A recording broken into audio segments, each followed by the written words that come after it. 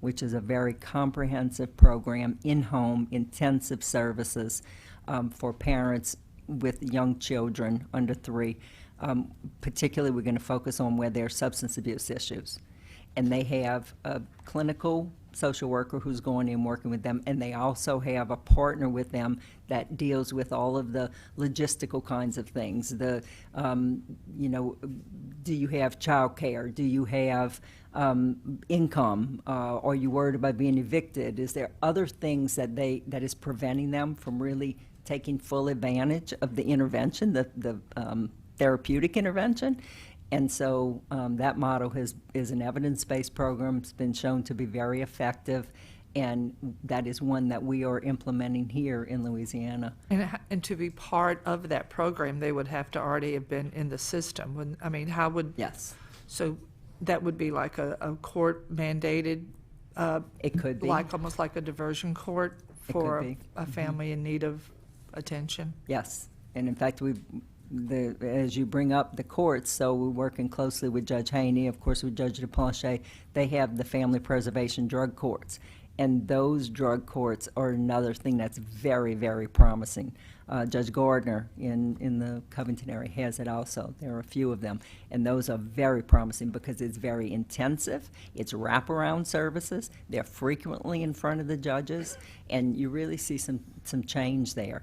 The capacity is limited, but they're very effective.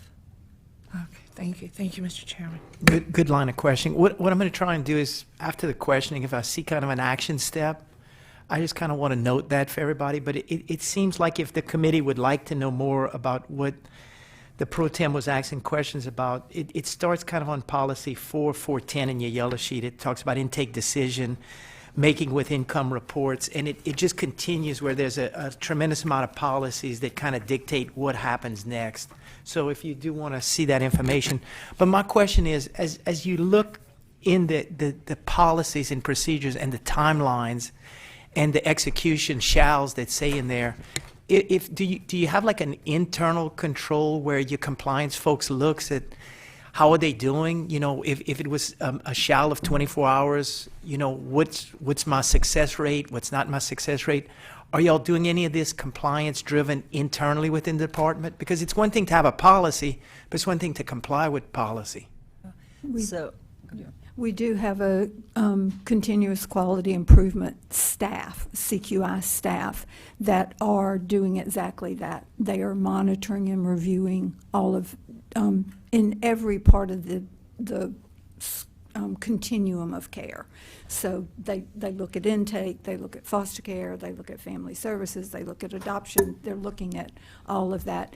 And to an earlier question, that is a group of workers, that is a body of work that we believe we can contract out, that somebody else could do the quality control internal work, and then we could turn those staff who are highly skilled and have tenure and experience and knowledge, and put them in other positions in the state. And so as you're looking at those compliance reports and how are we hitting our goals, what's the internal scorecard that you guys are seeing right now with that? I mean, when you look at it, how's the scorecard looking from the policies and procedure adherence? It just varies tremendously. When you take into account that there are sometimes that we cannot find the person at all. So there are sometimes when the person is unable to locate. And so one of the reports in here, I believe they ask about timeliness. Right. There is not, the way the feds compute it is an average number of hours to making contact. And so it is not, it's very misleading, and it really isn't a good indicator of how often we make the right response priority. But I guess if you had to look, especially in the leadership role that you all have, when you get that report, is the report saying, hey, we're doing a good job, we need to improve, we do know where our challenges are with labor, attrition, the market, everything, but when you're looking at the report, so we generally do well in priority 1 and priority 2. Where we interestingly, where we do less well is with the lower level priorities, because they are running on the highest priority levels and making contact on those quickly, and the others tend to be less urgent and sometimes not gotten to as quickly. Okay, very good. Well, and the last thing is, you said you were amending some of your policies. If you have some policies that you've amended that has some true teeth to it, please share it with the staff here, because I think that makes a lot of sense of where we're moving forward. And if you see you've amended some of your policies or procedures that make the department smoother, please share that with our staff. On that note, and what I'd like to do with the committee, if that's okay, once we finish the line of questioning, which we can continue, I'd like to call upon civil service, and we would like you all to stay here, but open a dialogue with civil service in the department, because I know that was important to everybody here to talk about. So we'll go that route. Senator Carter, you're next. Thank you, Mr. Chairman. I've been listening and reading a lot of the information that's in front of us. And I want to piggyback off of Senator Luno's comments, his questions about what can we do to help. And I know one of the articles that we have up here is, it's actually a dated article. It's from 2014. It's talking about Alabama and Florida and what they did to turn around their department. And I'm looking at it, and one of the things it provides is an appropriation of $40 million to the Department of Children and Family Services to hire an additional 400 investigators, caseload workers for increased oversight. Have you all contemplated something like along those lines, a big picture? How do we go about tackling this? That this sort of appropriation at this sort of level to hire the sort of people in order to fill those buckets? Because this is, and these are 2014, 2015 numbers of $40 million for 400 additional people, just caseworkers and so forth. And I'm looking at our budget during that same period of time. From 2008 to 2015, I see all of these cuts, but I don't ever see a restoration of that. So have you all contemplated some sort of restoration of those cuts that your department experienced from 2008 to 2015? We are working with the division on that right now, trying to figure out what the appropriate number is. We just had I don't know what you would call it, an internal audit. They studied multiple methodologies trying to figure out exactly how many staff we need, assuming our vacancies were full. How many more people would we need to carry the caseload that we currently have? And it's somewhere around 375. So that includes the 130 vacancies we have, that we have the TO and the money for, that we would have to add that many positions. I don't think that number includes the HR staff or the legal staff that we would need to keep those cases moving through the court system. So we are working with the commissioner on exactly that. What does the ask look like? And does it need to be staged? Is there the political will to hire 400 people when you have 400 vacancies? Because everybody says, just fill your vacancies. And I think Terry has the best explanation for filling vacancies of any of us. But literally, it is the number of the people carrying the weight. The weight doesn't change, but when the number of people gets smaller, there's just more pressure on the people carrying the same weight. And so until we can bring more people to lift that weight, we're never going to be able to fill the vacancies, for exactly the same reason that we talked about before. If they both leave and I'm carrying the caseload, now I got both of theirs, what's that going to do to me? I'm not trying to suggest that money alone will solve the problem. I think we all agree that it won't, that there are some other issues going on. But when you're looking at the 400 vacancies that you currently have on top of the loss of budget authority that you had over the years, I'm also looking at your average median pay of $20.64. And I think these are numbers based upon May of 2021. And look at inflation, look at wage growth, look at the other pressures that we have.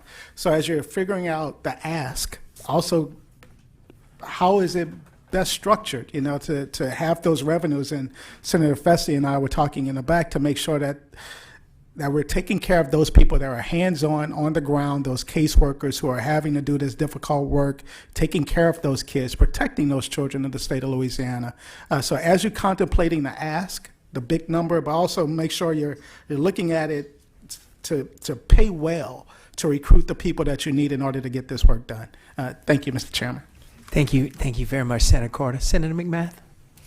Thank you, Mr. Chairman. So it seems like one of the primary issues that we continue to discuss is staffing and work shortages.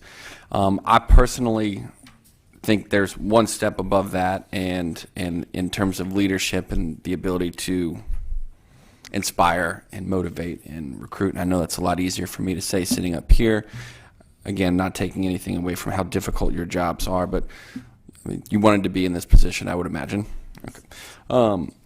So there's a lot of, this is kind of a multi-part question, or statement, I guess.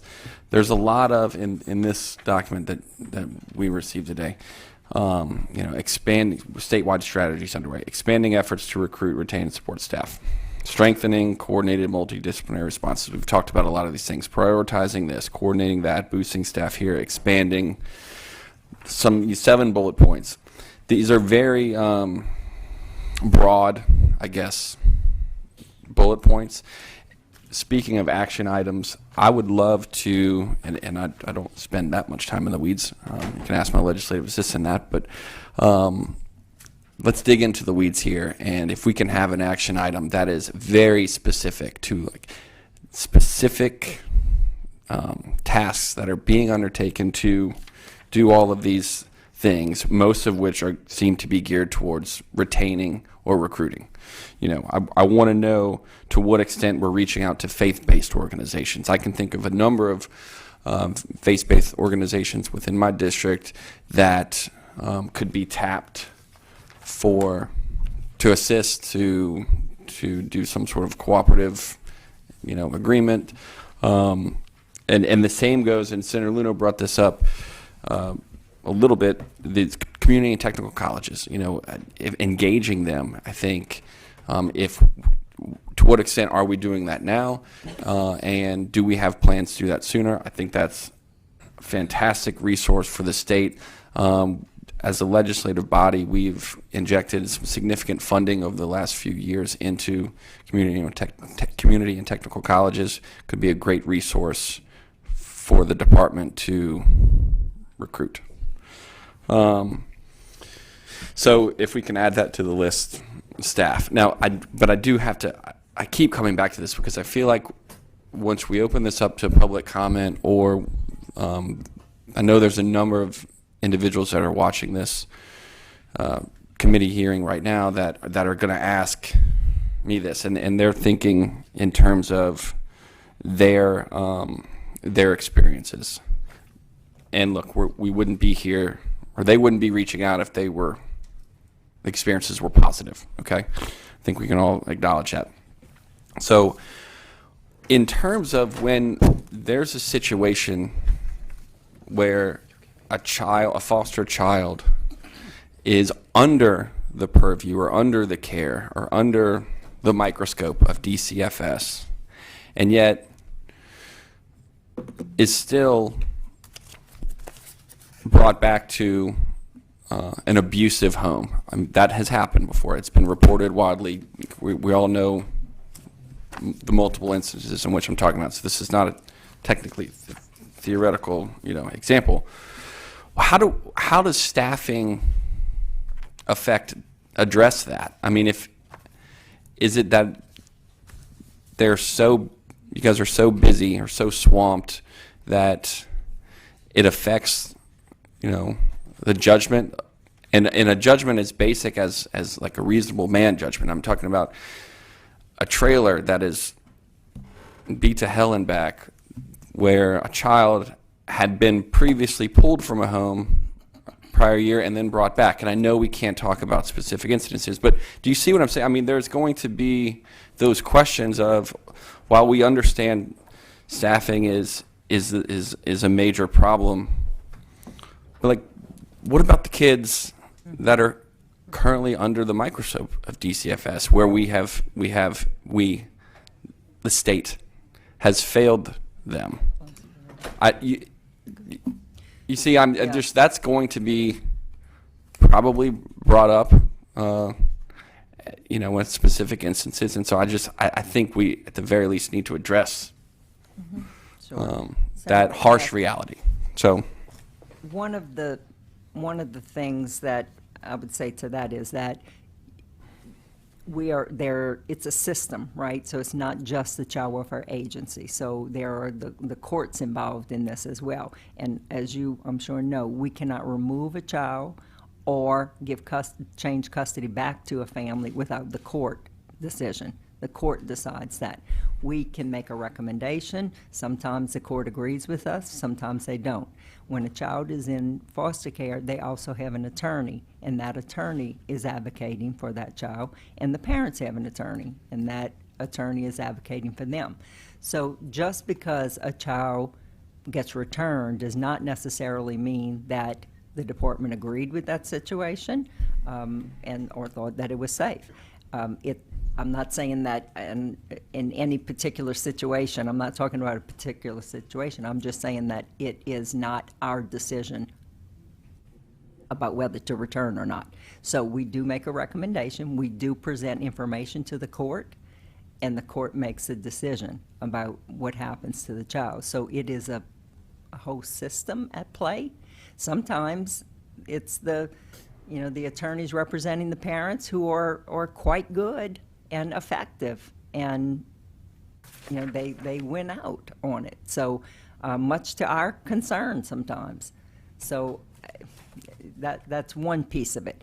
I would agree with you that just because we're short doesn't mean that we should make a recommendation that doesn't make sense to send a child back to a situation where they're not safe. No, that should not happen. Senator Period. McMath, one other thing I might add is if we didn't have the turnover that we had, it would be best that a child had one worker that would know that child, have a relationship with that child, and really be able to follow that child all the way through. And so one of the more concerning reasons why turnover is a problem is because that's very not likely that a child is going to have one worker that really can understand the difference in that child's demeanor the next time they go and check on them. And so I do believe that I really appreciate the committee's concern, because if we can start looking at what are the level of cases we have now and how many workers do we actually need to stabilize the caseload for the better outcome of the child, I think that's another reason why we really should do that. I was actually the undersecretary in 2014 of this agency. And so I can tell you then that every one of the positions that we had in child welfare at that time were being used. And we were actually still asking for more workers because we had greater specialization at that time. Greater specialization would allow us to get someone to a level of being able to understand drugs and get them out there, for example. Now the cases are, the majority of them are complex and difficult, as opposed to having a certain smaller percentage that you needed to have a specialized. And so now more than ever, we need a more specialized caseload. But I think if a child really had a caseworker that stuck with them the whole time that they were in, that child would have better outcomes, and the nuances, right, that may not be available to a new person using their view, they would miss it, right? And so that's how I see stabilizing the caseload, really making a bigger difference for the children in that way. And I really appreciate that question. yeah, well, Mr. Ricks, I appreciate your comment, especially, there's been a significant amount of talk today about how, difficult it is for the caseworker or for the employee, whatever it is. And we have you just hit on the fact that ultimately, though, this comes back to the safety and the protection of the child. That's the ultimate goal. And so I see it as if we can increase the number of resources, make the lives of the existing caseworkers, DCFS employees better, that supports ultimately The children. that comes down to the child, Yes, which is sir. the ultimate goal That's right. of what we're trying to do here. And listen, this is nothing new. I was reading an article just this morning in Illinois. For over the last 9 months, they've had 10 deaths that were directly under the care of their DCFS, their version DCFS in Illinois, and that has forced them to have very similar conversations we're having now. So I acknowledge that this is a national issue. It's just, again, thank you for shedding the light or shining the light on the fact that ultimately it comes down. The whole purpose of this is to protect and ensure the safety of our most vulnerable children. So thank you for that. Very well said. Thank you, Senator. Just to follow up on the action steps that Senator McMath would like on this one-page document, there's basically some goals and some criteria. One's the solutions we're working on, and the other one is statewide strategy. So it would make sense to put a little bit more meat on the bones of how we're doing it, Absolutely. what's the timeline expected, and what would be the positive results. So we'll put that on our to-do as a team that we're working on that. Senator Hinchkins, is all yours. Thank you, Mr. Chairman. Just two quick questions, and it's follow up on Senator McMath's questions. And if y'all don't have the information today, that's okay if y'all can get it to me. I'd like to know how many times this year DCFS has asked the courts has requested they do not return, that y'all have gone to the courts and said, we don't want them to return to the home, and then a percentage is how many times the courts denied DCFS too. I know you probably don't have that today, but if you could get that to me, I'd appreciate it. Annual case. Would you be open to looking at one court and doing some, because it's going to take a manual effort to look at Then cases and all. Can we do one so- court system in the Baton Rouge area and Yeah, give for a us certain that? period of time. Yes, sir, we'll do that and turn that back over to you. Thank you. Thank you. Thank you, Mr. Chairman. That's it. We're going to call upon civil service, and you had a question? Sure, Senator Luna, I'm sorry, I missed it. Because, and I appreciate your effort and what you're trying to do there, but I don't want us to lose sight of the fact that every one of these cases are fact-driven, and we cannot go into the facts of every one of these cases because the records are sealed, they're juvenile records, and you can't do that. So the numbers may not tell the whole truth. So we have to be very careful about what we do in that regard, because look, I worked at DCFS 30 years ago a lot. I really did. I understand. I've heard people come in and say, oh, they're the Gestapo. They came in and took our kids for no reason. And then there are others saying you got to take these kids from them. And everybody has an opinion about what's in the best interest of the child. And it is tough. And the the Department of Children and Family Services workers, sometimes I agreed with, sometimes I didn't. But the fact of the matter is there are multiple layers of people. CASA, for example, is one of the ones that does an independent review, and that's their job to do that. The courts, have various people that work for them, so we need to be careful of not just getting raw numbers and saying, here's the answer. Although I think that's a very good idea to look at those numbers. Yeah, thank you, Senator Luno. And I really was not trying to say that is a common thing and that the courts overrule our recommendation. I guess the point really was that it is a full system, and so there's representation and opinions and brought in from lots of places, and CASA is certainly one of them as well. Thank you, Senator. President Cortez? Thank you, and I want to also thank Senator Luno for that, because we all have anecdotal stories from our district. This morning on the drive up here, speaking on a different subject to someone who said, what are you going to the Capitol for? And I told him, and he said, well, I have a story, let me tell you. And so we all get these stories, and whether the facts are misinterpreted by the cousin or the brother-in-law or whatever, we get those calls.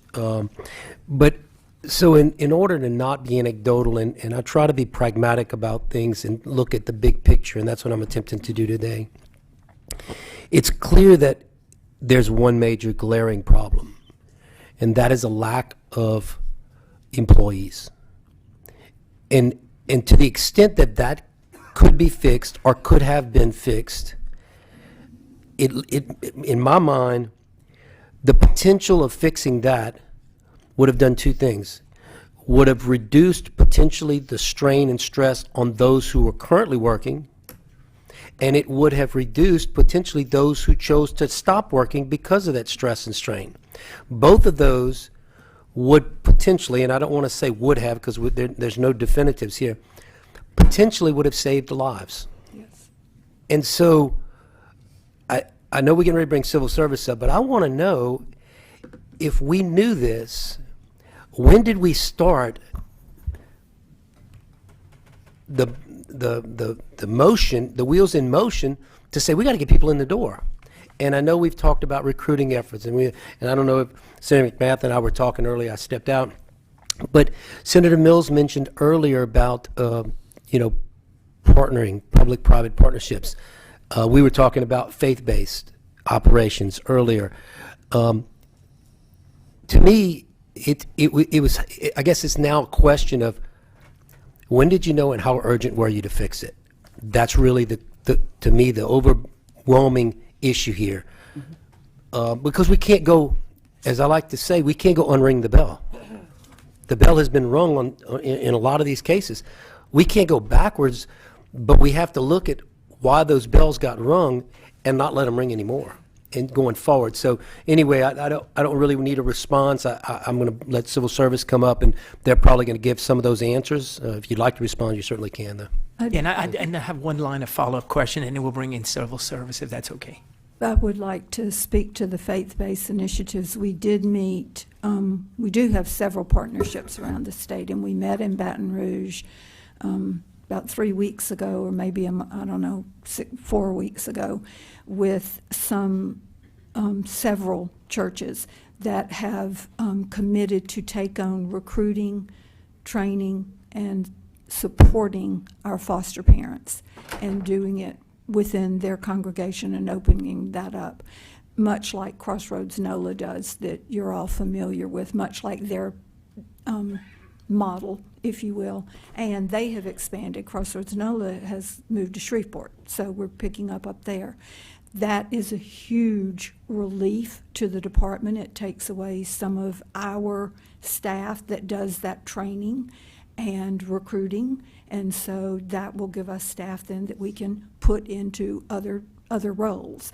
And that's one of the things that we're looking for internally in every nook and cranny, is where can we alleviate, as you've talked about with public-private relationships, where is something someone else can do that will free up some of our staff to do the work, to put more people into the fight. So just to answer that specifically, we are definitely looking at that, and we'll be doing that across the state in every community, not just in Baton Rouge.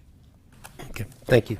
Chairman Mills, would you allow me to correct the record? I think earlier I said that I was undersecretary in 2014. I'm sorry, I meant under Governor Blanco, which was way before 2014.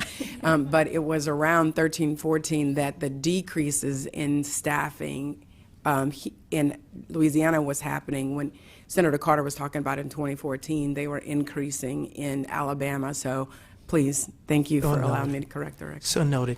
As we're working on it, and then we'll bring in civil service, and if some of y'all want to stay at the table, I have the dialogue with them, that'll be fine. But I did want to bring this out. Over the last couple of days, I've been kind of reading on the website, and it's the Louisiana Department of Child and Family Services, Building a Stronger Louisiana. So I've been reading that report, and I read on November 6, 2019, the Department of Health and Human Services basically approved the plan and said to move forward, and it was a very positive letter. In there, and this is where we don't need to drill into it today, but I'd like to kind of give a homework assignment to the department to address this. But on the report, on page 11, it starts talking about child welfare vision statement. And it talks about a lot of the things that Madam Secretary, you and your staff talk about, the vision that you have, which we're all in 100% agreement on. And then the department identifies child welfare priorities, and a couple of the priorities are, and this was in 2019, a competent, stable workforce invested in carrying out the child welfare principles, and it has some other things too. Improve technology for maximum efficiency and effectiveness in practice. And why I'm bringing out there are bullet points of goals that you and the federal government pretty much put in that plan that approved. I'd like to get some of those results of where we're at, you know, because there's a lot of lofty to-dos and just where is it at with it. But then the part I'd like y'all to address also is, it talks about Section 2, the assessment of current performance in improving outcomes. And it looks like there's 7 factors that I think the federal government and y'all work on together. And I looked at the 2019 report, which is 2020 to 2024, and it talks about safety outcomes, and it has different items, and we're, as a state, are 69% compliant. It talks about safety outcomes number 2, we're 14% compliant. It talks about item 3, and I could go into it, it's very lengthy, but item 3, we're only 12% of cases received the strength rating, 12%. Permanency outcomes, 20% compliant, 22% compliant on compliance outcome. Well-being outcomes, 14% compliant. And a lot of this filters into what the discussions have been. I could continue on and on. So what I'd like from the department is that section that deals with this specific issue, give us a report on where we were in 19 and where we are in 2022 and where we hope to be in 2024. I think that would be very beneficial as we continue these discussions. Thank you all very much. So why don't we call in civil service, and if any of your experts want to sit at the table with them as they discuss kind of where we see the future going. We hear that y'all in discussion, so why don't we open that up for the panel to begin discussing.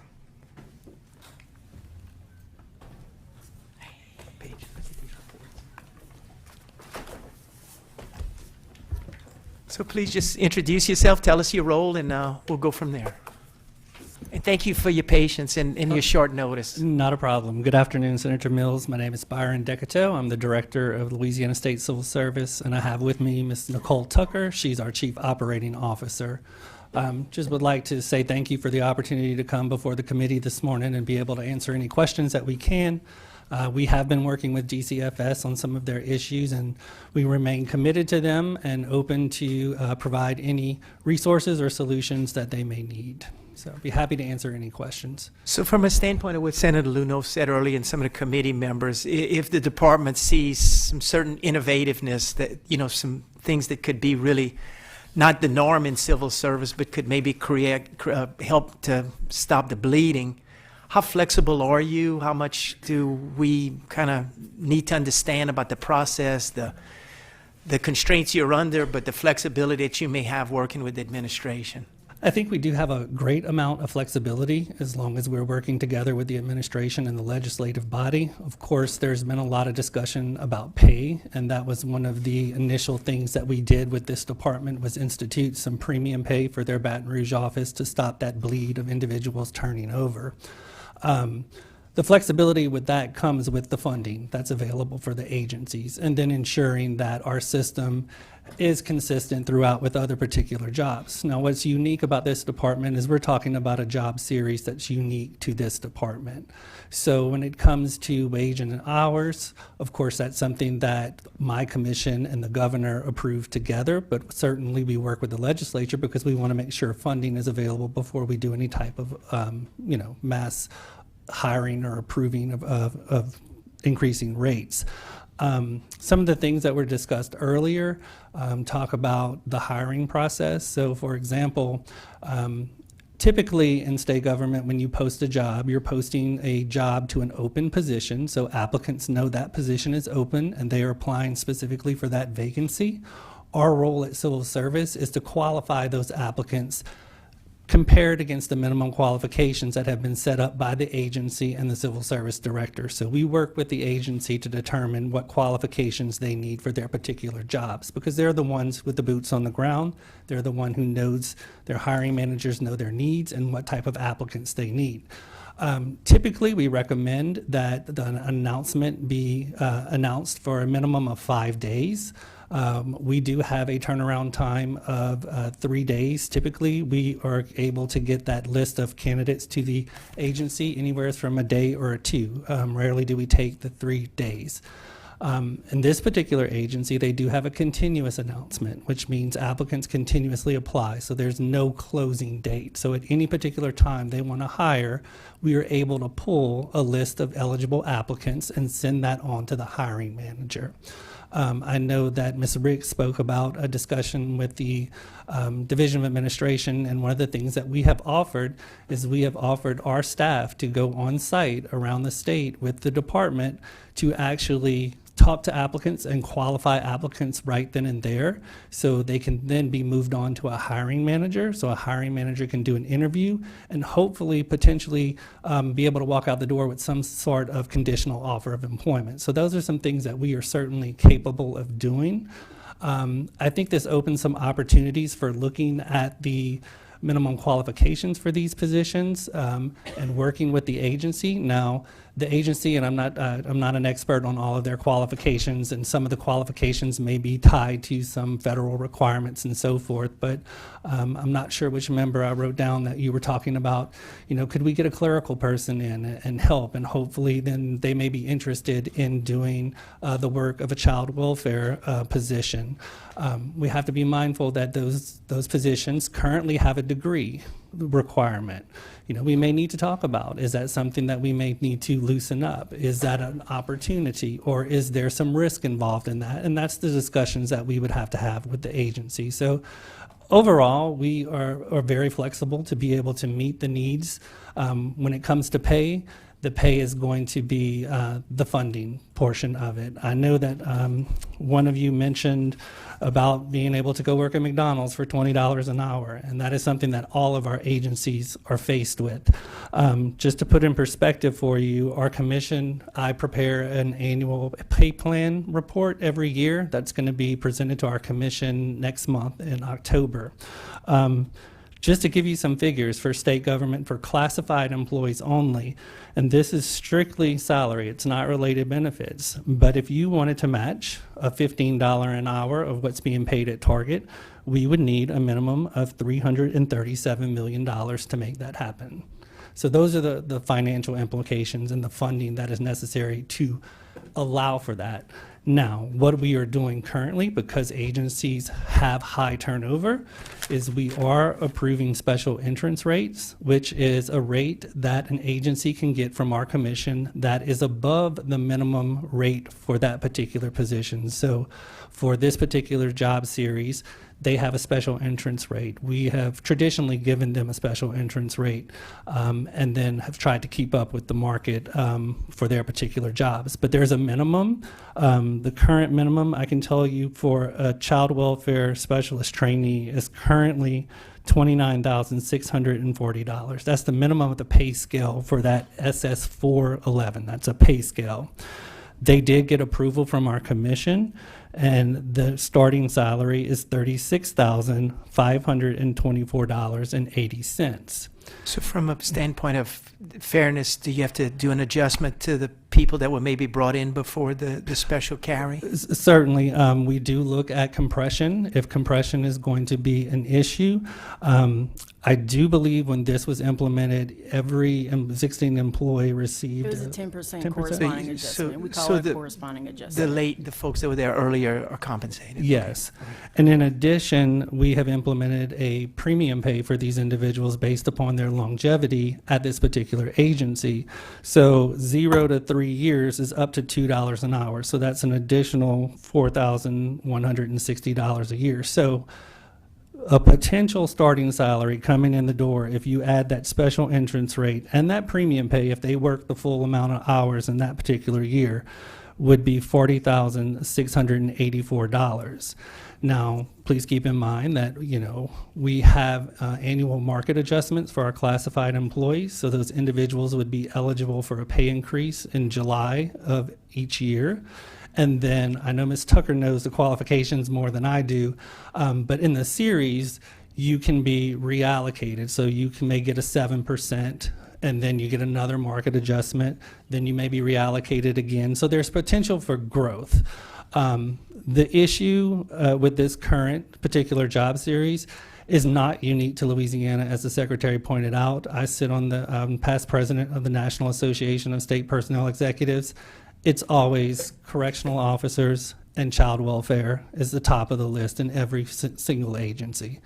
So, that is something that I want to point out. It's not unique, and I think we're talking a lot about staffing, and it is an issue of staffing. The employees are burnt out, and we see this with correctional officers, juvenile justice officers, that they need more people because the applicants these days, it's interesting because Senator Luno, you spoke about 1993.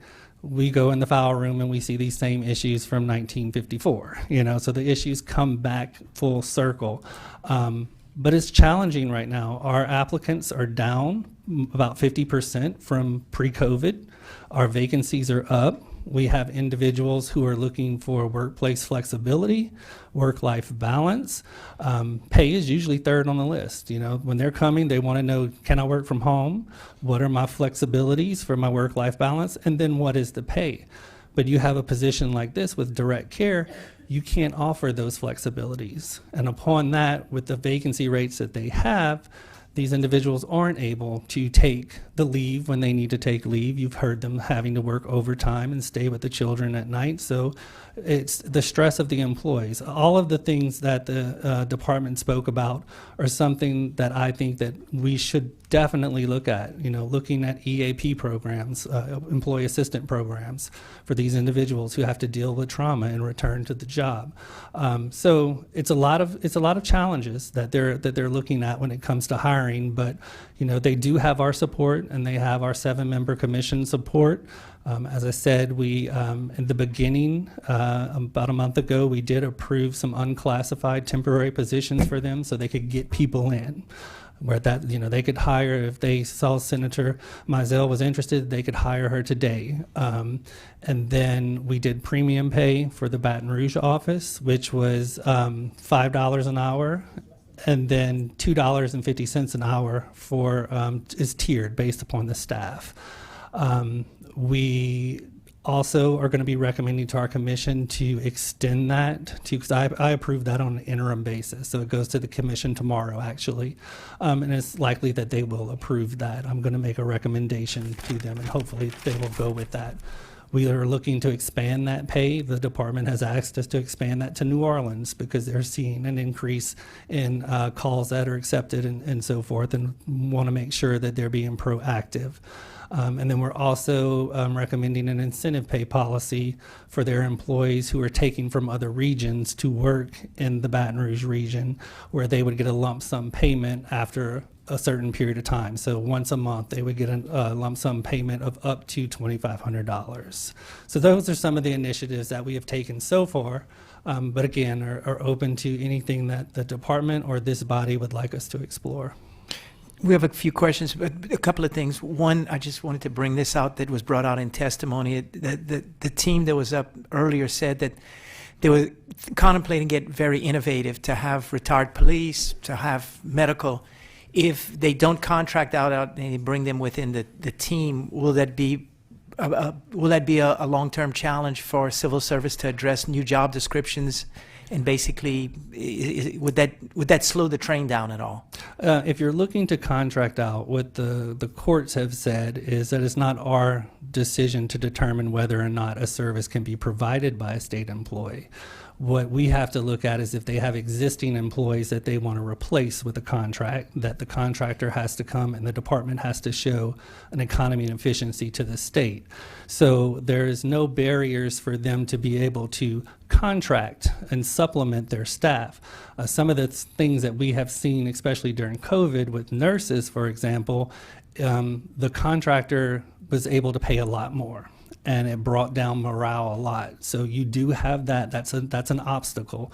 But yes, they certainly do have the ability to supplement their staff. And if they do put a team in to hire retired police, medical folks, will that be a burden from the department, from your department standpoint, with new job descriptions, new classifications? Will that delay their process any? Because it seems like they're ready to roll with this. If they're looking to put it in the classified service, certainly we have a team. I have employees, approximately 80 employees that would work on for operations for state agencies. So we could get those job descriptions, we can make it a priority. What I'm hearing is a contract that would not be through us, but if it's additional employees through us, we would give it the utmost priority to get that done, and we can even assist in developing some of those job descriptions. Thank you. And last thing I'll turn over, I guess this is for everybody, but I know some industries are reaching out through each parish's economic developer. Almost every parish has an economic development team, and almost every parish is very familiar with having a job fair.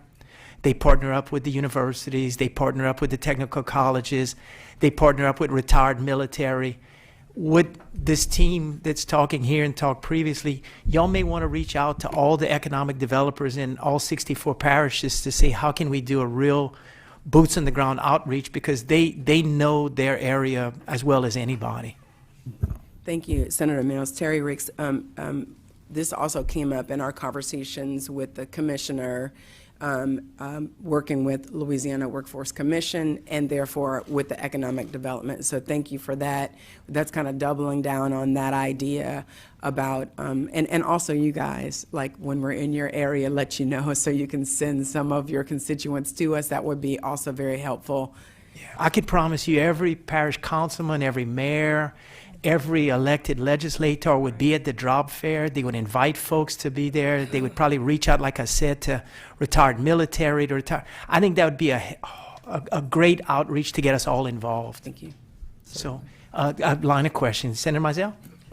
Thank you. And Mr. Chairman, to follow up on what he opened, when you said there's a standing order, they have a standing request for jobs that never closes. That is something they tell you then advertise for that? So the position, typically a position in state government is, look, we have this need, can you post this position? Right. We'll post it for a minimum of 5 days. Some agencies like to do 2 weeks to get greater applicants.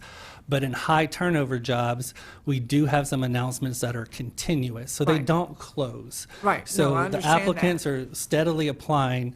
If Terry is ready to hire someone, she will call me and say, can you pull the list as of today? And we will send that list of qualified applicants to her. So you know the position. But Yes. my point is, I have to come looking for you. What I see people doing now is social media boost. Certainly.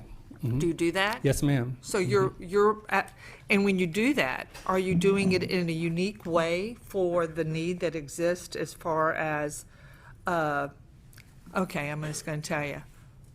You can't watch a TV show without something about an animal needing to send $9. Okay? Heartstrings are immediately Yes. pulled. You have an incredible heart-pulling situation here that people, CASAs do it for nothing. And they do it because somebody saw a billboard with a picture of a child that they thought they could do something for that child's life. This is, I just think this is, they're not doing it for the money. We all know that. But there's a hole to be filled, and, we all want to do something. Anyway, I just would really hope that you all don't treat it like you're a correctional officer. Oh, no, ma'am. Because this is a totally different opportunity for people. So We do provide the resources for social media. We will do graphics for agencies to use in their campaigns, their job postings and so forth. Right. But we would look for the agency to tell us what type of content they wanted, but we would be very happy to work with the department. Okay. Thank you, Mr. Chairman. Very good. Senator, you and the president tied on the button. Senator Cortez? Thank you, Mr. Chairman. You know, I was going to acknowledge the fact that you hit the nail on the head with regards to corrections, and Office of Juvenile Justice and probation and parole is another one. And DCFS have the highest turnover in all of the agencies that we fund. We constantly see the turnover. So it's not, you're right, this is not a unique to, or I should say it is unique to these agencies because of just the nature of the job. I wanted to clarify one thing. You mentioned something about the entry-level position that I was asking about earlier. My point, and I want to be clear on this, is that when I mentioned the book Good to Great, you get the right people on the bus. You can hire someone at an entry-level position. We do it all the time. In education, they hire teacher assistants while they're getting their degree. Then they move into the teacher position. My point was, you can get someone doing clerical work who's working towards that certification or degree so that they can move into the caseworker role and get a higher salary. That was the point of getting people on the bus, relieving the caseworker, but also nurturing the next caseworker generation. That was the point of that. You mentioned incentive pay and the lump sum. So I'm going to take us back to when we talked about the group that goes out, and they mentioned in the group there was a potentially retired law enforcement component or a medical component, which could, I assume, be, you know, someone who was maybe an EMT or maybe a nurse or whatever that could be moving later in life. So on the one hand, you have those moving out into the workforce for the first time that you want to be able to incent them to progress. But a retired police officer, you know, civil service has a rigid structure with regards to salaries and benefits. If they're already getting their benefits, they don't need more benefits. They don't need to pay into another retirement system. Maybe they would. But is there any flexibility there to give them a stipend? To say, you know what, unclassified stipend, go to work. They just want the cash. You pay me, let me go to work, keep me, you know, take the hurdle out from in front of me of having to pay into the retirement system, having to pay into the, you know, to the group benefits. I already got my group benefits over here. I guess I'm asking that to ask the next question, which is, these are all sort of out-of-the-box type things. I know that's not what civil service mostly creates boxes and says, we got to check to make sure you do this, you got to check to make sure you do this. And when all the boxes get checked, then we send you over to the agency. Is there been any barrier or request that had a barrier that has not been removed with this agency? In regards to To any hiring? To any hiring? If they said, listen, I need this person right here, and yet one of the boxes didn't get checked, and they said, sorry, we can't send them over to you. the only thing I can speak to is potentially minimum qualifications, because our staff at Civil Service, we look at applicants and. Give me an example of a minimum qualification that would not have allowed that person to move forward. So they have 4 different options on their job series. You can have a bachelor's in a non-related degree or a related degree. So related, I'm talking about something like psychology, social work. That's what they would consider a related degree. A non-related degree may be a bachelor's in business per se.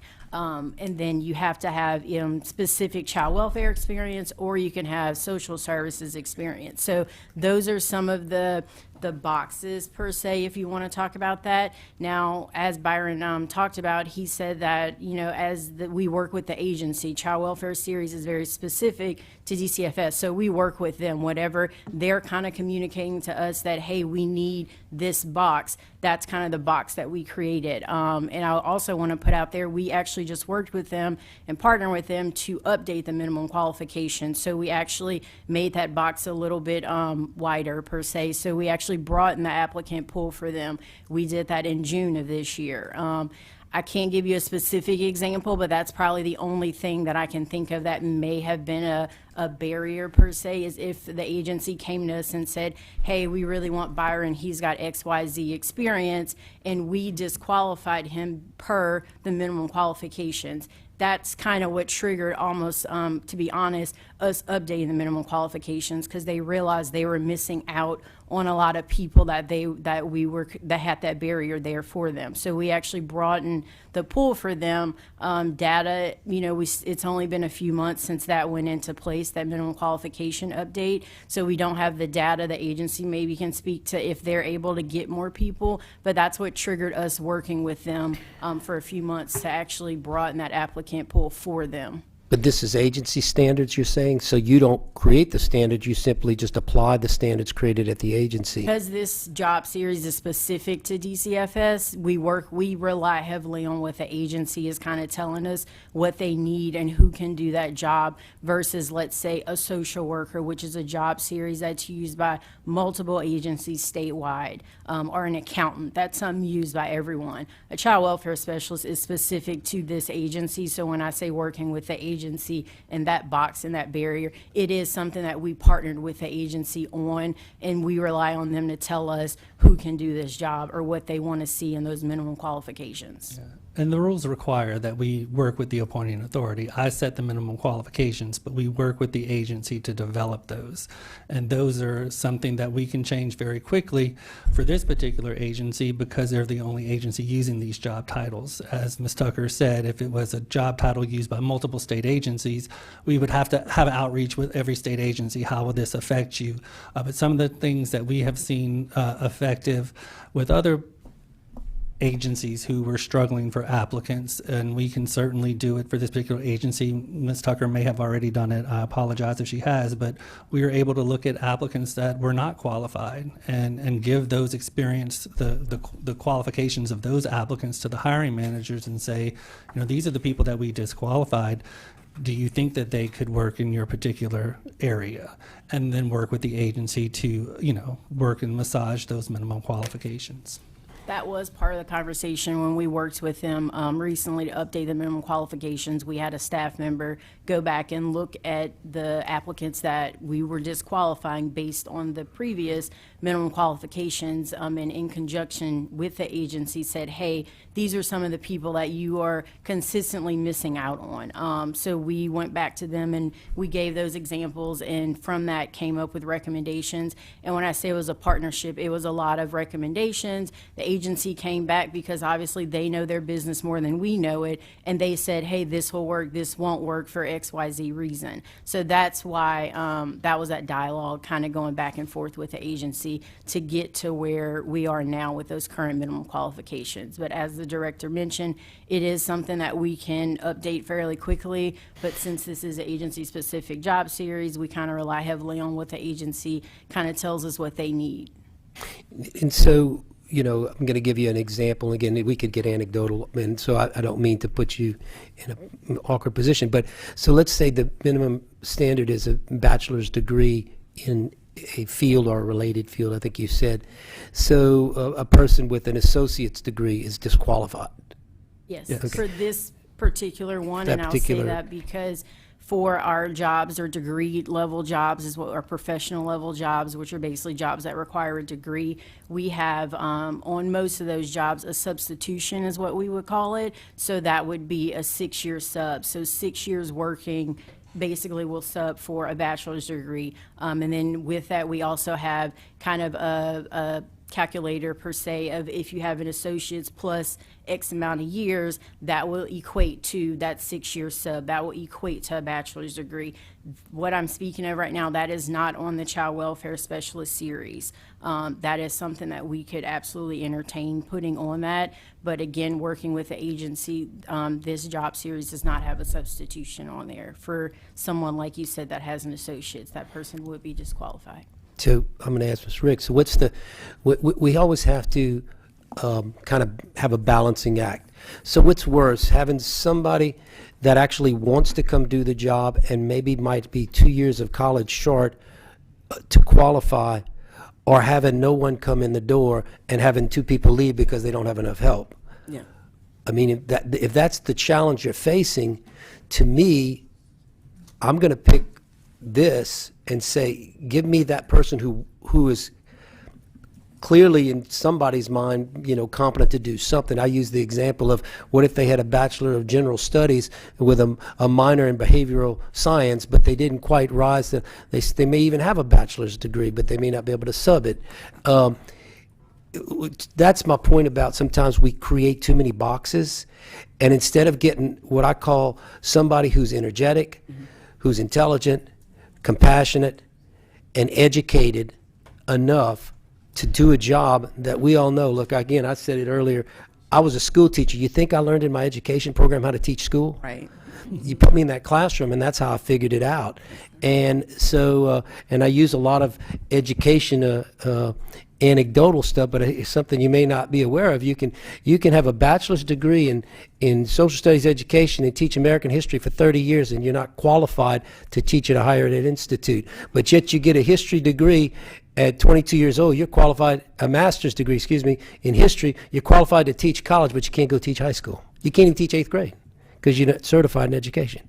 So we put hurdles out there. I'm not saying that's wrong. I'm saying that's sort of just how we do things, and sometimes we aren't willing to be flexible enough. Senator Facey said sometimes businesses, and it's just different. Businesses are like speedboats. They can turn on the dime. Government is like a freighter. It takes a long time to turn it. You feel it turning, but you never quite see the horizon change. The other one I talked about, so that's on the qualification side. There's two sides to this, I believe. The other one is on the financial component. The unclassified worker, generally speaking, is a person who's more portable. They want to come and go. They may not be there for 30 years. They may not be interested in all of the benefits that you're going to want to throw at them. They might say, look, hire me for 2 years while you're shorthanded. I'll come give you the best 2 years of my life. I'm 58 years old, and about 60, I'm going to travel. But I can give you 2 years. I'm retired from the police department. I'm retired from, Acadian Ambulance or whatever. I've been doing EMT work for 30 years. Or just pay me a stipend every day. Do we have the flexibility to do that? Senator Cortez, while I wait on Byron to give you an answer for that, let me say that we do use a step, not lower, but different for those who want to come in the door. We use a social service analyst position. And that one, if I'm not mistaken, does have a substitute. This is where someone with an AA and experience could possibly get in, and we call it it's right before the child welfare series. So if you want to get in child welfare, where we are expecting a little bit more training, a little bit more education, then you can come in through the social service analyst. I think this is where, when we first started doing some of this review and working with, so we've been working with civil service for 6.5 years, let me just say it that way. But at this particular time, the social service analyst, for example, does not have a special entry rate.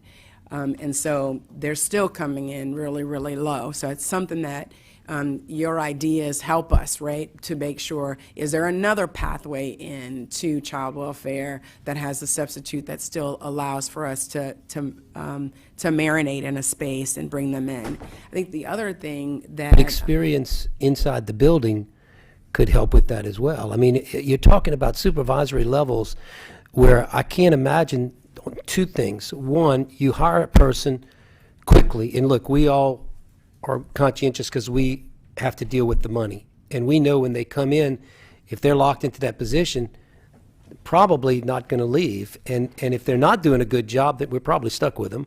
And if they're doing a great job, likely if they can go to the private sector and make more money, they might do that.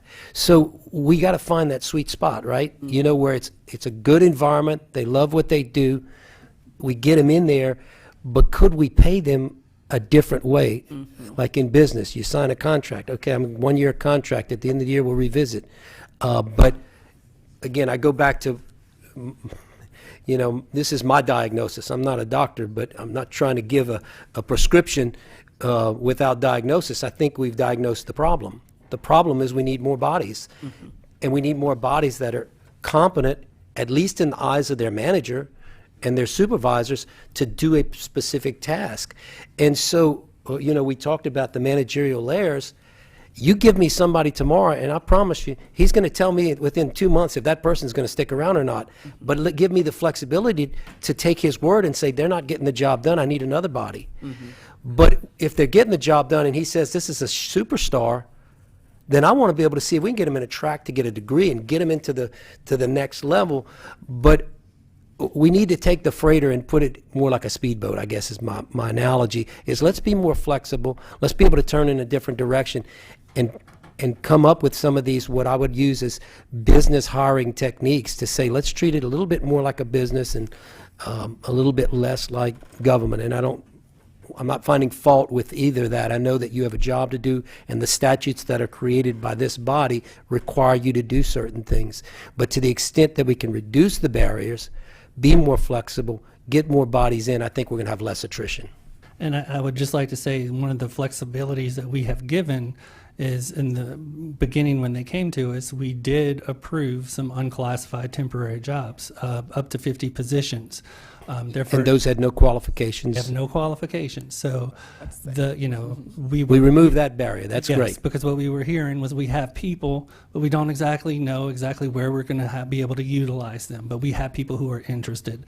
So we did give them unclassified authority under my approval to see how that works and see if we can get some people. Right now, I think it's maybe just for 6 months, but we would evaluate that at the end of 6 months, potentially extend that. Could we get people into the classified service? But we did allow for that flexibility. Senator Cortez, this was exactly, when we asked for this, it was exactly what you said. Let's get more people on the bus and then figure out where they fit.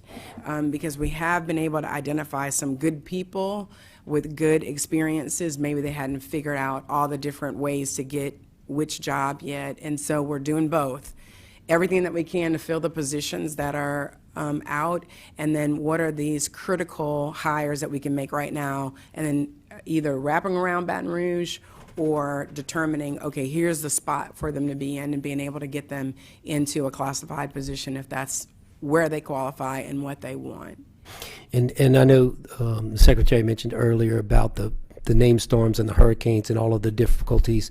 But for the public who doesn't know this, quite often this agency is the front line in the triage units of these hurricanes. They're the first support that gets out there into the field. So the agency has been stressed because of the lack of people. And I see it as a real simple, not simple in any way, shape, or form, but I see the answer as being simple. We got to get more people who want to be there. The question is, how do we go about doing that to relieve the people that are in the building already? So thank you, Mr. Chairman, and I appreciate it. Very good line of question. I guess just to accentuate from where we would like you all to be is, if you look at the analogy of the Catholic Church, they ran out of people, so they had to start letting lay people give communion after extensive training.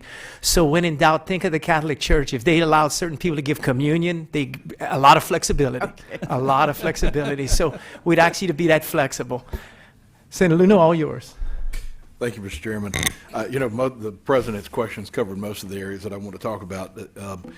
I think that what we're trying to tell you here today is that you are an agency to create boxes, and that's a good thing, because you deal with issues like nepotism and cronyism and all those other isms that politics create, and you can't ignore that.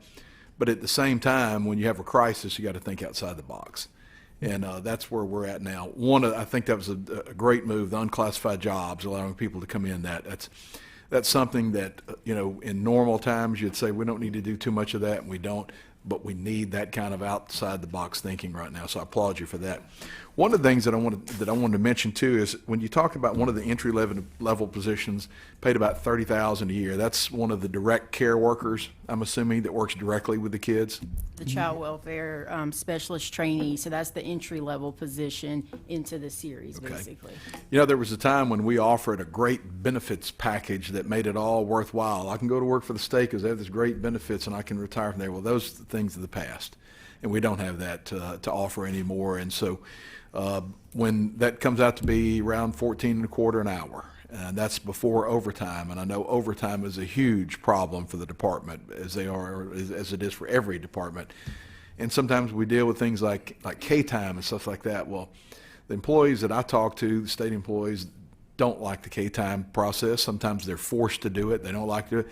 They often lose it because they can't take the time off work, and their agency says, I know you got all this K-time, but I got to have you here. We need a solution outside the box for that too. So we have been flexible with that as well, and I would have to lean upon the agency and their budget, what they can afford. But their counterparts with OJJ right now, the commission has allowed. Of course, non-exempt employees can get time and a half, but the commission has allowed for time and a half payment for non-exempt and exempt employees who are working overtime to stabilize some of their youth facilities. So that is an option if the agency can afford to do that. And that's the difficult question. Do we have that money in that purse to pay for that kind of stuff? Maybe one of the things to do is do some things we saw in corrections that worked really well. With some of these folks that came in that didn't maybe. They were smart people and they could learn the processes. They just didn't have the background to know it, and they helped them. They tutored them and helped them through, and helped them with with test taking skills and all the things necessary to be able to move up in the ranks. And that was pretty successful. That worked well. So maybe something along those lines to look and see what we can do with this. This isn't going away tomorrow. We're going to continue to have, and a lot of what I've read, because Mr. Chairman, being the chair of labor, this is something that I have to keep up with, and a lot of what I've read says this is going to be a problem that we're going to continue to see at least until 2024. And so we need to do something about this, and we're going to have to get creative about that. So I would urge you to work with these departments as best you can to try to come up with solutions.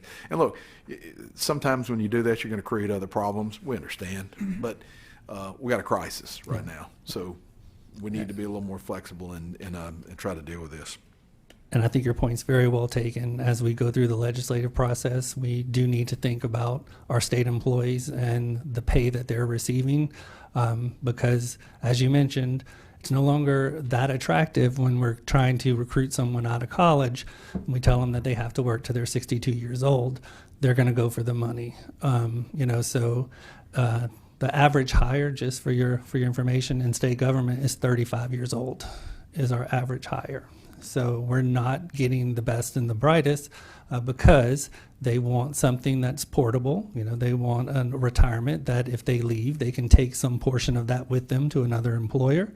And they're looking for a lot of flexibility and benefits that, unfortunately, in government, sometimes we are not able to do because of our mission that we're charged with. So. Thank you.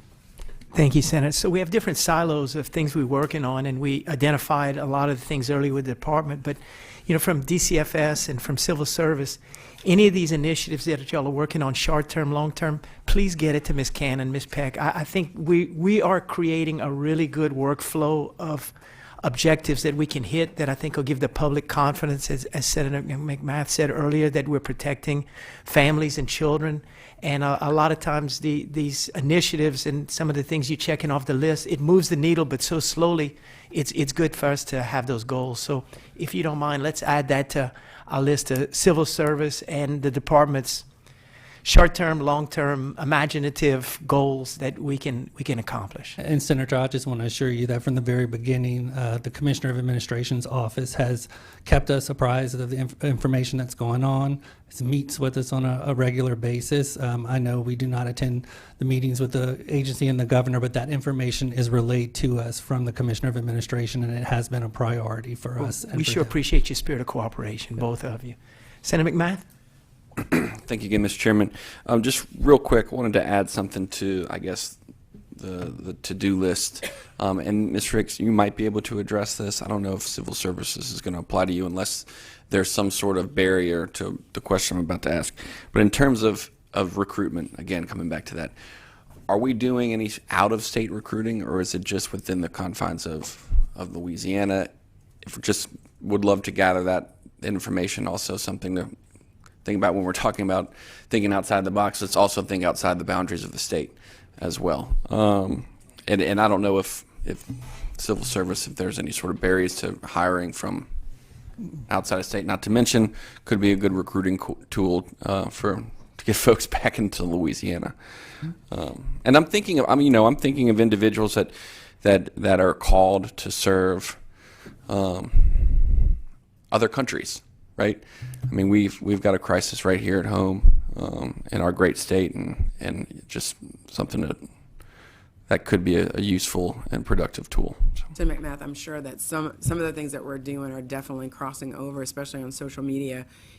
Civil service does some, but our communications office does some as well. However, what I take from your comment is ideas for us to do a little bit more. I think the only conversations we've been having recently has to do with the tax burden. There are some of our positions, for example, we talked earlier about those who take the phone calls and centralized intake. It's an at-home job. So could someone do it and live in Texas or right on the border of Mississippi? Potentially. And I think that what we have to watch for is making sure that those people know that if they're working here but living in there, that there's some tax implications to it. But those are the only conversations we've been having recently, especially trying to figure out, is there a way for us to tap into the market? Dr. Hodnett has had some other ideas about some things that could be done similarly. As we continue to pull those things into our list of actions, we will apprise you of where they're going and how far we're getting with them. Thank you. One follow-up specifically for y'all to look at for us is to look and see if there's a possibility of a waiver of a starting pay above midpoint in some of these job classifications, and see if that's something that we could do at least on a temporary basis to try to get us past this shortage. Okay. Very good. Just a couple of things, and then we'll turn it over to the public unless you have something else to say. But I know this is kind of crazy, but you know, buy one, get one, BOGO. When you go get some shoes, you get 2 pairs. Do y'all have a kind of referral program that if somebody in the department brings you a really good hire, that person is rewarded from a recruitment effort? Do we have anything like that in place? That is something that we can certainly explore. We've had some agencies reach out to us, but we've never had one come to the commission. The last time, and I'm speaking just from memory here, I believe we did it during Hurricane Katrina in New Orleans with nurses, that if they referred someone and that individual stayed for a period of time, then that employee would get some type of lump sum payment. So this is definitely something that we can consider. That's becoming huge in private industry and very successful. I've seen some healthcare areas that when they do bring in that lead, they get a nice little referral bonus, and it has created just a tremendous amount of enthusiasm. So from a department standpoint, this could be a big morale boost to say, bring in somebody as qualified as you, and there's a reward system. So y'all going to look into that? Absolutely. There's something certainly we can look at, yes. Okay, terrific. Any more questions from the committee as far as civil service and that aspect of where we're at? Representative Hughes, you've been very quiet. You welcome to join in. Anything you wanted? Okay. So from that standpoint, why don't we keep everybody still here? Your department can go, but why don't we keep everybody here? Let's hear from the public that wants to speak, and then after that, we'll close it with any final comments or anything that the committee may have. So we have 3 cards that would like to speak. Ms. Brandy Melissa, Dr. Vicki Tolliver August, and Leah Noel. So now would be the time for you to come and address the committee, and we want to thank you for your patience of being here, but now would be the time to join us. Ms. Melissa, nice to see you. Same here. I'm Brandy, for y'all that don't know me. Other than Representative Mizell, Senator Mizell, I'm sorry. Representative Hughes, and I know Senator McMath in the previous years have discussed why we've been sitting here for 3 hours. The problems that have been in the media this year are nothing new. A couple of years ago, when the people were in this committee, they said changes were going to happen. We have a 2-year-old dead from his 3rd fentanyl overdose, and more foster kids being molested by their foster parents, and that's also not a first-time occurrence.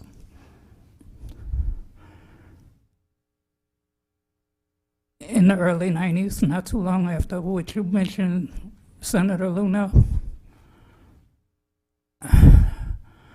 I was removed from school on a Friday afternoon for an allergic reaction to a bug bite. Foster kids are supposed to have their own rooms, or own beds. I slept in the living room. The year after, I turned my oldest brother in for molesting me in a house with grown adult men. Nobody said anything. When I filled out my card to talk, people got nervous. I love this current secretary. Even when in 2016, she got in front of a committee and said if the budget was cut, certain calls would get ignored. I wasn't too fond of that. We've been at odds a few times over different stuff because y'all are looking at a non-viable pregnancy because of the domestic violence and late-term pregnancy termination. I have a pretty much non-existent brain and skull right now, and I'm about to be 39 Monday. I just had a wisdom tooth extraction 2 weeks ago. Because of my medical condition, I had to deal with the post-op without pain medication. And I'm sorry, but I don't have the medical record I do with the experience I have. And I can't sit here and be quiet about the stuff that's going on because it literally irks me to my core. The conditions that these kids are being forced to stay in when they come out of trauma. Imagine somebody being sexually abused, going into a foster home where it continues to happen by their foster parent that was supposed to be guided by the state. You know, they got certified and everything else. They passed all of them tests. My first experience with OCS, DCFS, whatever it was back then, you know, showing my age, was being in an emergency room when all that stuff happened when my brother was molesting me.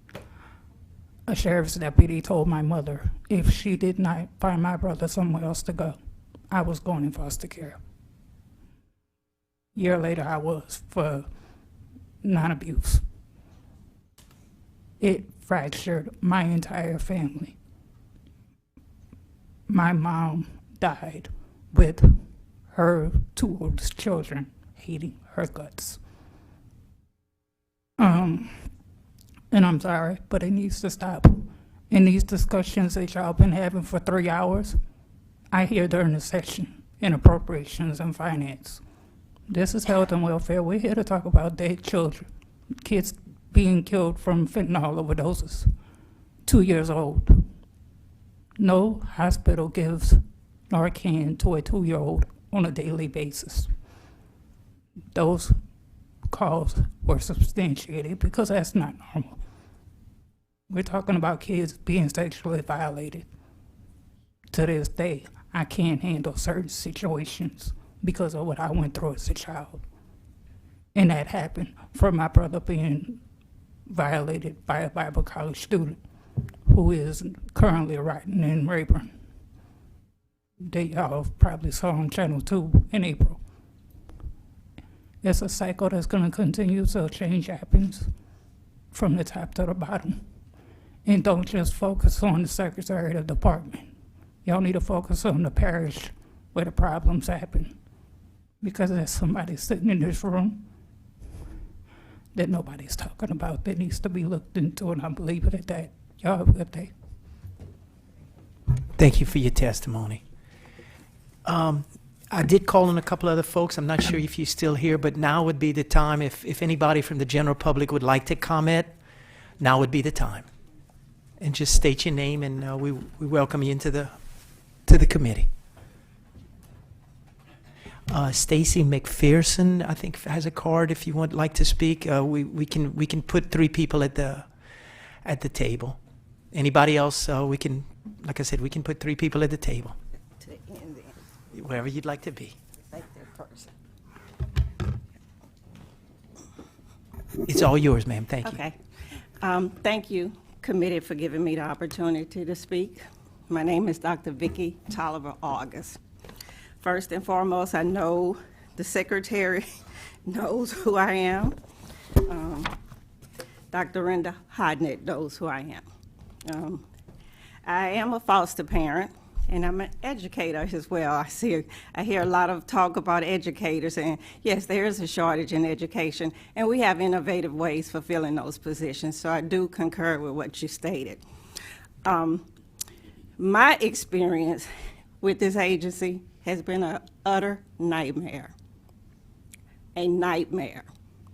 I've come to the point where I'm considering closing my home. However, I've had numerous people to ask me not to close my home because I've been a staunch advocate for these kids in foster care.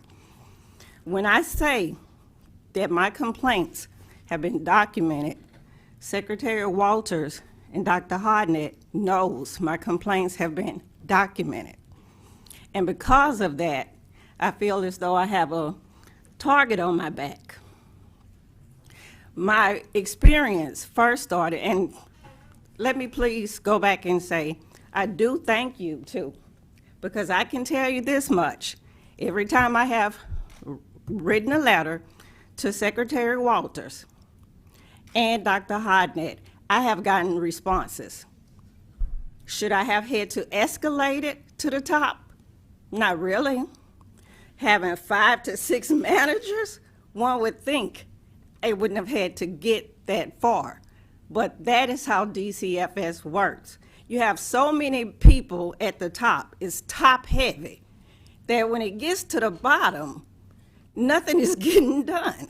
And you're working these people to death when these other 5 to 6 individuals are sitting there sometimes in the confines of their homes, working from home, making these large salaries. Can you give us, as you talking, can you give us like a real life example? Yes, okay. A challenge you had that we could all relate to? Yes. Well, I don't know if you could relate Well, to this. not relate, but that we could understand. Okay. That we could understand. When I first came into the agency, we were required to provide documentation of everyone that's in the home. And I'm talking about confidential information, birth certificates, Social Security cards, driver's license, immunization records, things of that nature. Well, I did that for every family member. And lo and behold, all of my information vanished. We're talking about confidential information. Social Security numbers, driver's license, all of my documents vanished. I had a right to be upset because I work with children. I do the same thing as child welfare workers, but from an educational perspective. I write reports. I work with families. I evaluate, do diagnostic testing for kids. Some of my reports can be as short as 15 pages. Some of them can be 70 pages. It just depends. And I work as a part of a multidisciplinary team. And most of the time, I am the evaluation coordinator. So when I get this confidential information from these families and doctors and psychologists, it's incumbent upon me to make sure those documents stay confidential. I cannot lose that information. It has to stay under lock and key. So yes, I was very upset that all of my information, and to this day, almost 6 years later, nobody can tell me where it went at all. So when I made a complaint about that, the child welfare worker who I was assigned to, she was upset. And she said some very disparaging words about me, which I didn't know until I get further down in my story, and I can tell you. So to fast forward, this child welfare worker, she did the home study. As a person who's responsible for writing reports, I give copies. All school districts that do, it's called Pupil Appraisal. We go over the findings with parents. We discuss these findings to make sure if there's anything that's wrong, we fix it. We have a compliance department that rereads our reports to make sure that we don't have Billy listed as Barbara or the date of birth wrong, So we have someone to oversee what we also write. Well, that didn't happen in my case. I continuously asked for a copy of my home study. I was told the agency's policy was that they don't give you copies. I said, okay, well, could I read the home study? You know, you can keep it and we just go over it because I wanted to make sure everything was accurate. They refused. I went all the way up to the top. I didn't get to Secretary Walters or Dr. Hodnett in this case because I got stopped. But that individual told me, well, it's in the state law that we can't, you know, share the home study results with parents. And I found it to be very conflicting because I had a home study completed on behalf of Department of Children and Family Services by the Catholic Community Services for a child-specific adoption. I got a copy of that home study. Which was commissioned by the DCFS. So I'm not sure when the policy changed, don't know. But I kept pursuing getting a copy of the home study, or at least discussing it with someone. Not sure whom became privy to my complaint, but I got a copy of the home study. Someone mailed it to me from inside of DCFS anonymously. I got it. And when I got the home study, I was livid.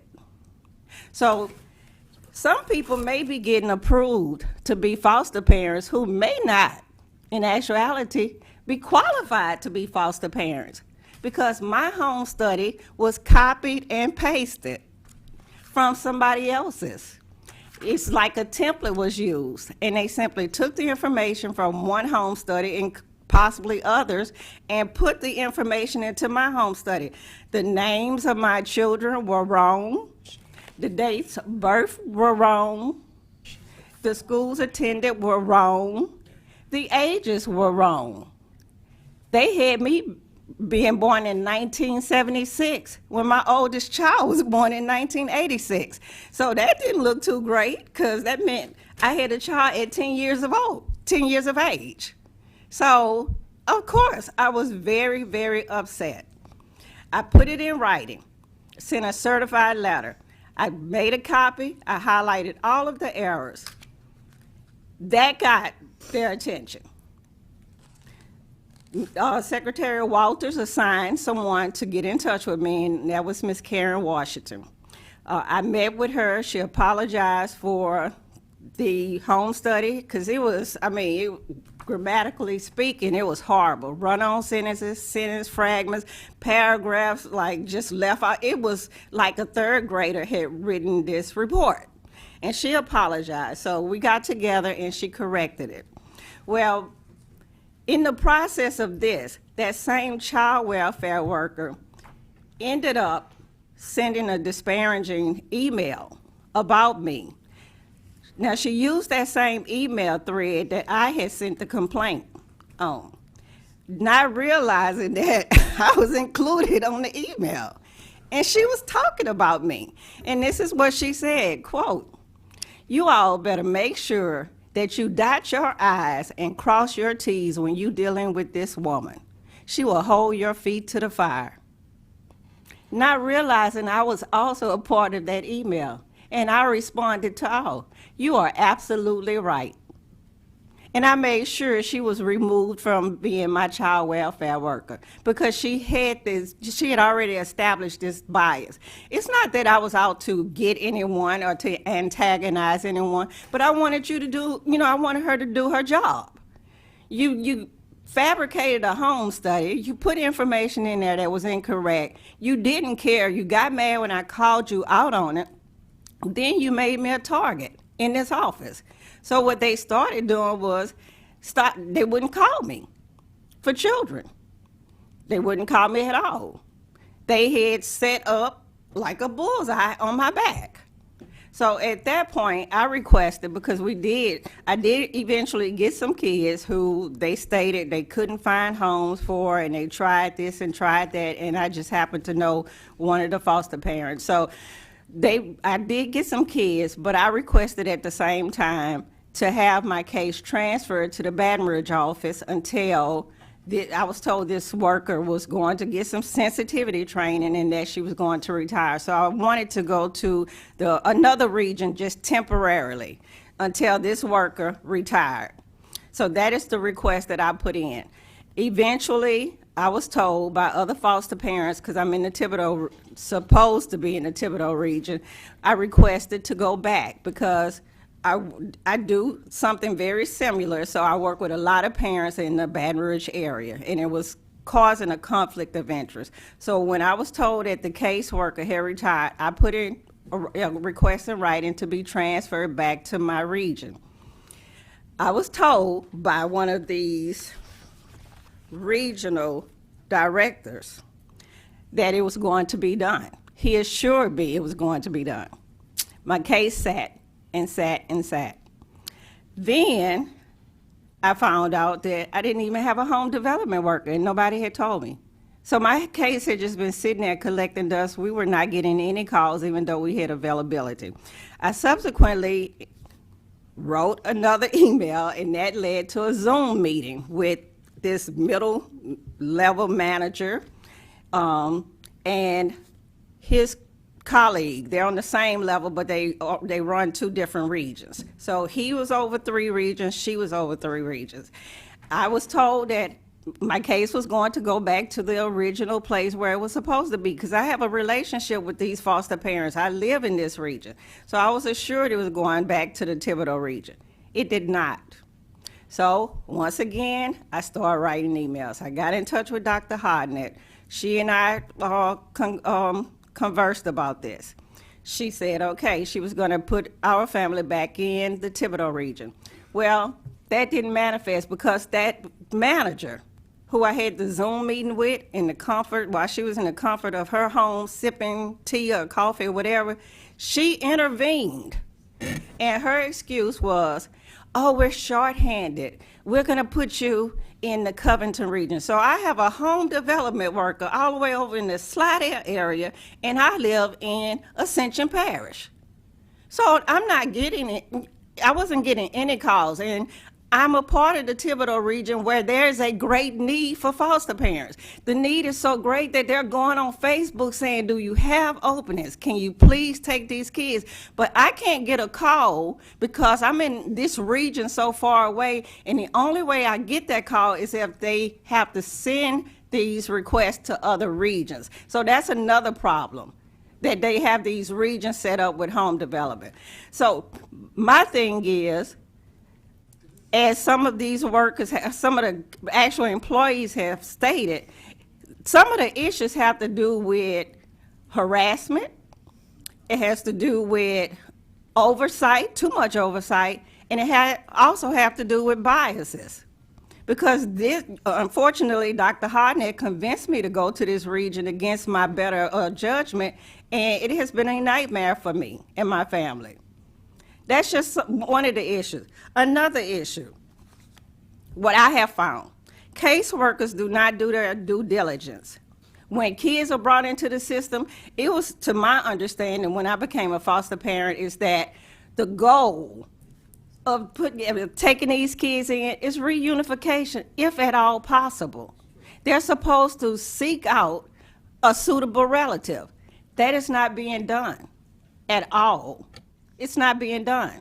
So kids are languishing in the system because they're not trying to find relatives. I'm working with a child right now, and that is the case. So I know this to be a fact. Some cases are fast-tracked, meaning that whoever that caseworker is and however she writes that case, they push those kids through for adoption. Sometimes foster parents sabotage that because they want to adopt. And that's the unfortunate thing, because we're certified as foster and we're certified as foster to adopt. But I would never sabotage a child's reunification goal at the expense of my wanting to have that child for myself. And that's an issue. Another issue is breaking up sibling groups when there are homes available in other regions. I just experienced this about 2 months ago. A sibling group came in, it was 4. That sibling group had a family in another region that agreed to take them. This came from the child welfare worker.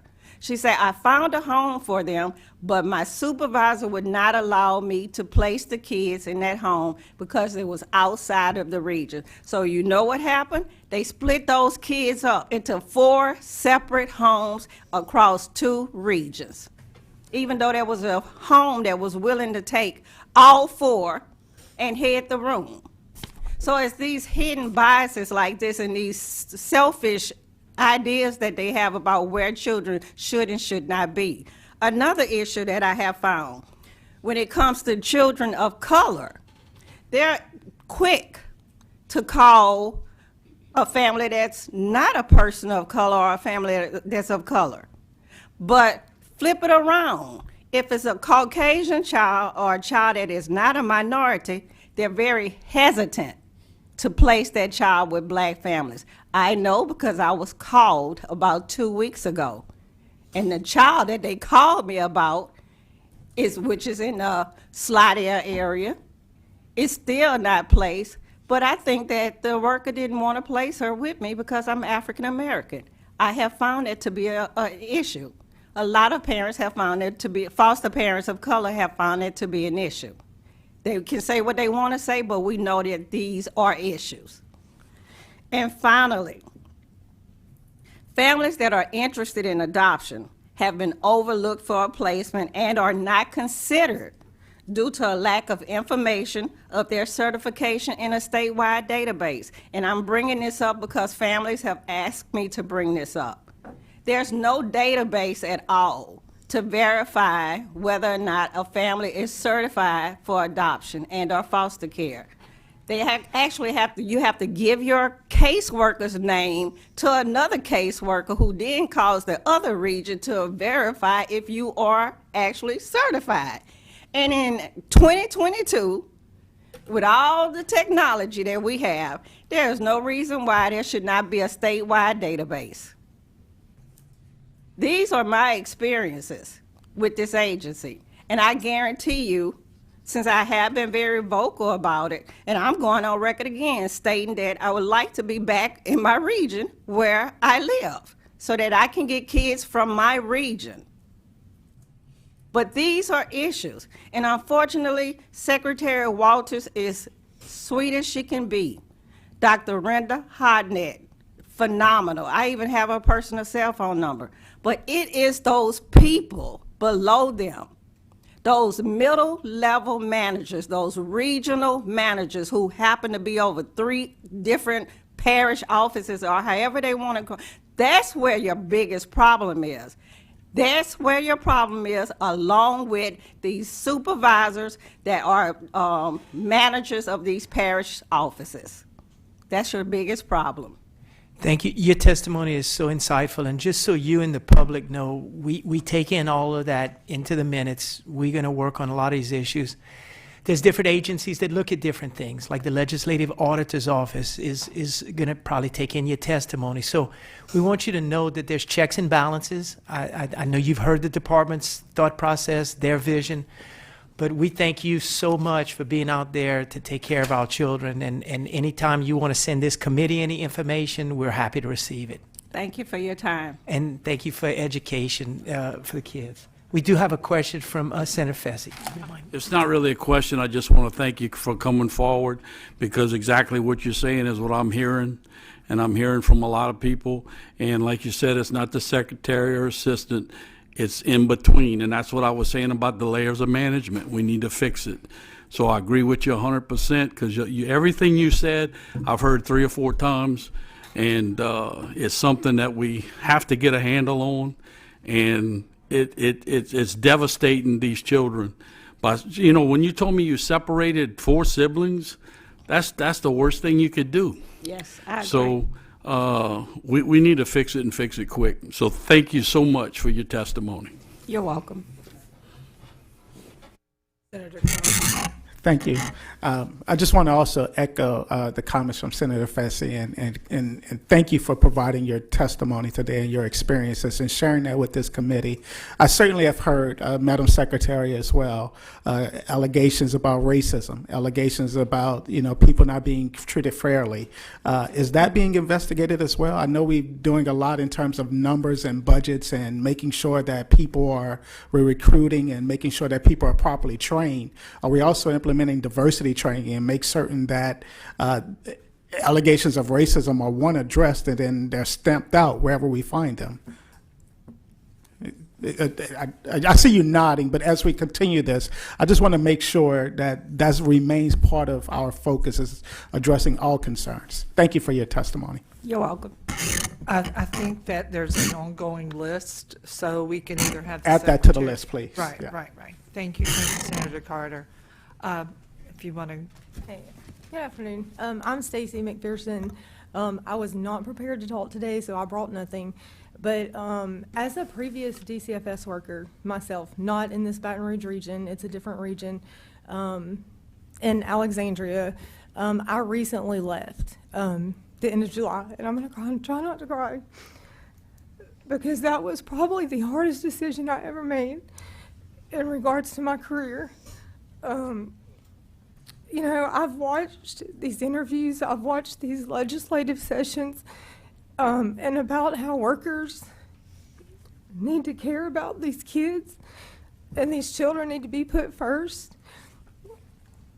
And I know for 6 years that these children and these families were my life. And when I say my life, it took precedence over my own children. It took precedence over my mother, who was sick and is now deceased, and I can't get any of that time back with my kids or my mother, because I devoted myself to this job 24/7. And Renda Hodnett and Marquita Walters know this. I've emailed them. I have stated on numerous occasions the concerns in the region that I was in, the toxicity in these work environments that gave not just myself but coworkers extreme anxiety, the symptoms of almost PTSD of having to return to these offices the next day or on a Monday. I know the retaliation that I'm going to face from sitting here right now. I know that it's coming. I know what they're thinking as I'm sitting here putting all of this out here, but these are children. These are children that cannot speak for themselves. They can't fight for themselves. It's like the only advocate they have are these workers, the workers that care. I'm not even going to say it's all of them. There's a handful of workers that truly put their heart and soul into what they do in this job every day, every night. I've worked 19 hours a day, numerous days a week, and I don't get time and a half for that. I get off at 4 and I get K time.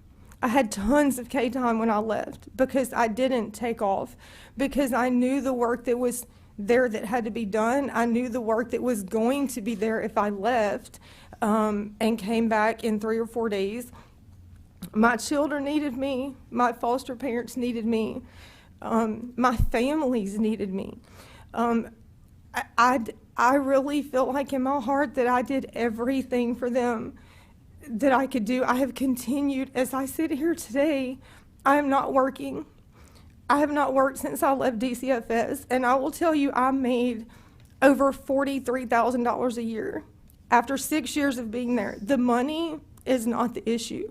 The 5 people that left this one office as foster care workers within the last 5 weeks, 5 workers left. 20 years, 5 years, 6 years, 8 years, they've been there. None of it was money. Not one reason for any individual that left. It is the toxicity of the work environment. That's what it is. Talk a little bit more about the toxicity. We knew that it was kind of a, I guess, underlying, non-official, you do what you're told to do. You don't go against the system. You don't state your concerns. Because if you do that, you get the retaliation of just the, I just being, everything's going to be your fault. They want you to go with the flow. They want to say, this is what you do, and this is what and this is how you do it, and you just do it. Who's they? Supervisors, management, directors. It's even been as far up. I mean, I've went to the top. I've went to the top over and over and over, and there's been nothing. I went in 2020 with a host of people and met with Ms. Hodnett and Ms. Walters, numerous just dire concerns that were put in front of them by numerous individuals. That was 2.5 years ago. You know, so for me to sit here as a previous worker and hear that, you know, we've taken care of concerns, they haven't been taken care of. We're in a worse place now when I left in July than we were in 2020. There were concerns that were brought to their attention in 2018, and when I say there, it's supervisors up in 2018. So here we are at the end of 2022, and we're in a worse position than we were in 2018, than we were in 2020. There's nothing that's getting better. It's not even, so to speak, the caseloads. During my 6 years there, I carried almost 30 cases in a foster care caseload while I was helping out with investigations due to backlogs. So I probably had over 30 cases between two programs. I wasn't stressed out. I had a good supervisor. I had a good manager at that time. It was during the 6 years of my lowest caseload that I got put on medication, that I was in and out of a doctor, because I felt like I had the target on my back, so to speak, because I spoke up and I stated my concerns and I fought for my kids. And fighting for my kids, I've had cases taken away from me that I had for probably 2 years because I was too attached, and that was the exact words that I was told by a manager, that I'm too attached. 3 very, very small children that I was the only consistency in 2 years that those children had were given to a whole nother parish and region because I was too attached to these children. So in the 5 workers that basically had a high-level meeting, what were the main talking points that were brought out that would help the committee to understand the plight of some of the workers in a toxic work environment? It was discussed that there were workers that we weren't allowed to go in other workers' offices or communicate with other workers. The division is extremely rough, where workers were hiding under co-workers' desk because a supervisor or manager would come in, so they would have to hide because there would be retaliation for that. You would get in trouble for that, for communicating at all. There was a fatality that was addressed during that meeting in great detail of how that child passed away, an infant.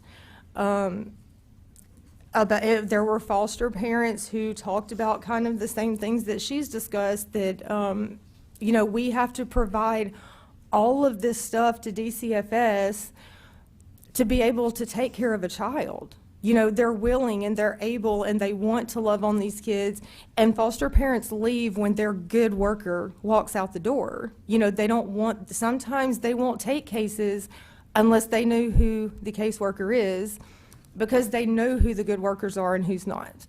You know, I've had foster parents who have closed their homes because they're kind of dealing with the same things that she has of, they speak up for the children and they try to advocate and fight for them, and they're retaliated against. So kids don't get put in their home and they don't get phone calls. And it seems like the more all of these meetings come out, the more it's across the whole state of Louisiana. I can only speak for the 2 parishes that I worked in, but it was the same exact circumstances, the same exact environment that led me to put in a 2-week notice and walk out the door. And I was told in the midst of my 2 weeks that I was to have no contact with my children, no contact with my foster parents, and no contact with my biological parents at all. At that time, I was still an employee at DCFS. My teenagers that I've been their only stability for 2 years were told they're not allowed to talk to me. They can't call me. I can't talk to them. No communication has been done with me or any of my foster children that I had while I was there. All of these children I had for a year and a half or more. And that, you know, if we're going to talk about what's in the best interest of our foster children, then let's talk about what's in their best interest. We're pulling their stability. We're pulling the ones that love them and care about them when their parents are not in the capacity to be able to do that. But we can't go in an office and talk about the fun things we did with our foster child or how much we care about this child, because we risk that whole case being pulled away from us. So we just kind of sit in our office and we do our work, and we just hope to make it through that one day, because every day is excruciating. It's toxic. It's extremely toxic, and I don't know any other words to say for that. Well, we appreciate you coming here, and Dr. Tolliver kind of left us with some to-dos to look at, and you left us also. We have some questions from the committee members, but as you conclude, kind of my questioning with you is, any advice you would tell us to dig a little deeper, do a little bit more research, do some things, because any action plans you would give us from your years of experience and your colleagues who left? I think that any worker in any given DCFS office needs to be talked to individually. There's a lot of workers, and you know, I kind of feel like, because I'm not there, that I have to speak for my coworkers that I left behind that are struggling, that they're trying to do their job. They're trying to just hold on with that last little string before they walk out the door, because it's coming. There's other workers that are just a hair away from going out the door. And it's not because of money.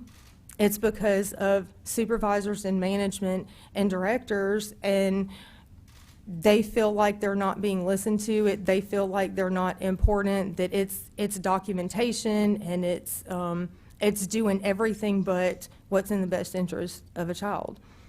So they're scared to talk, but that would be my suggestion, is that somebody outside of from the top to the bottom needs to go, because they're very untrusting. It's hard to sit here. I've been where they are.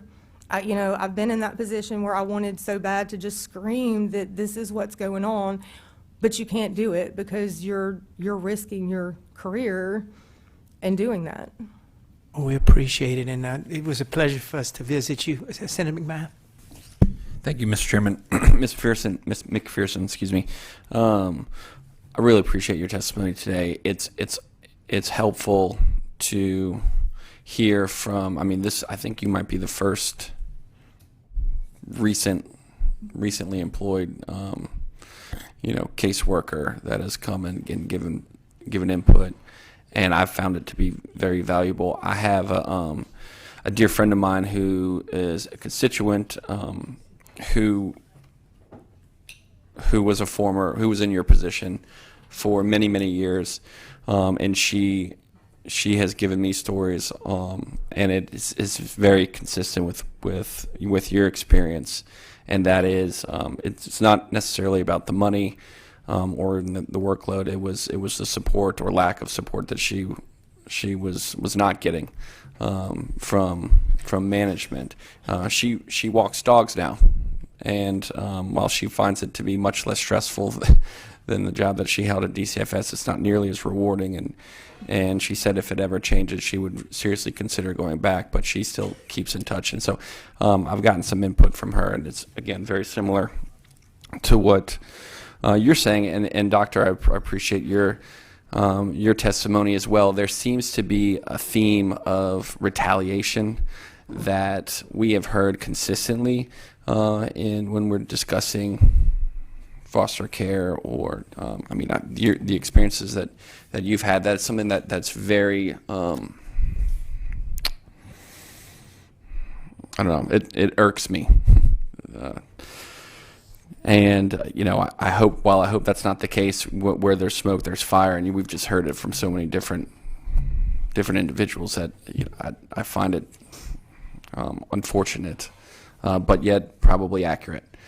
Is it your opinion that the two children that were transferred because of your alleged or supposed attachment to them, do you believe that was based off of, that was some sort of retaliatory action?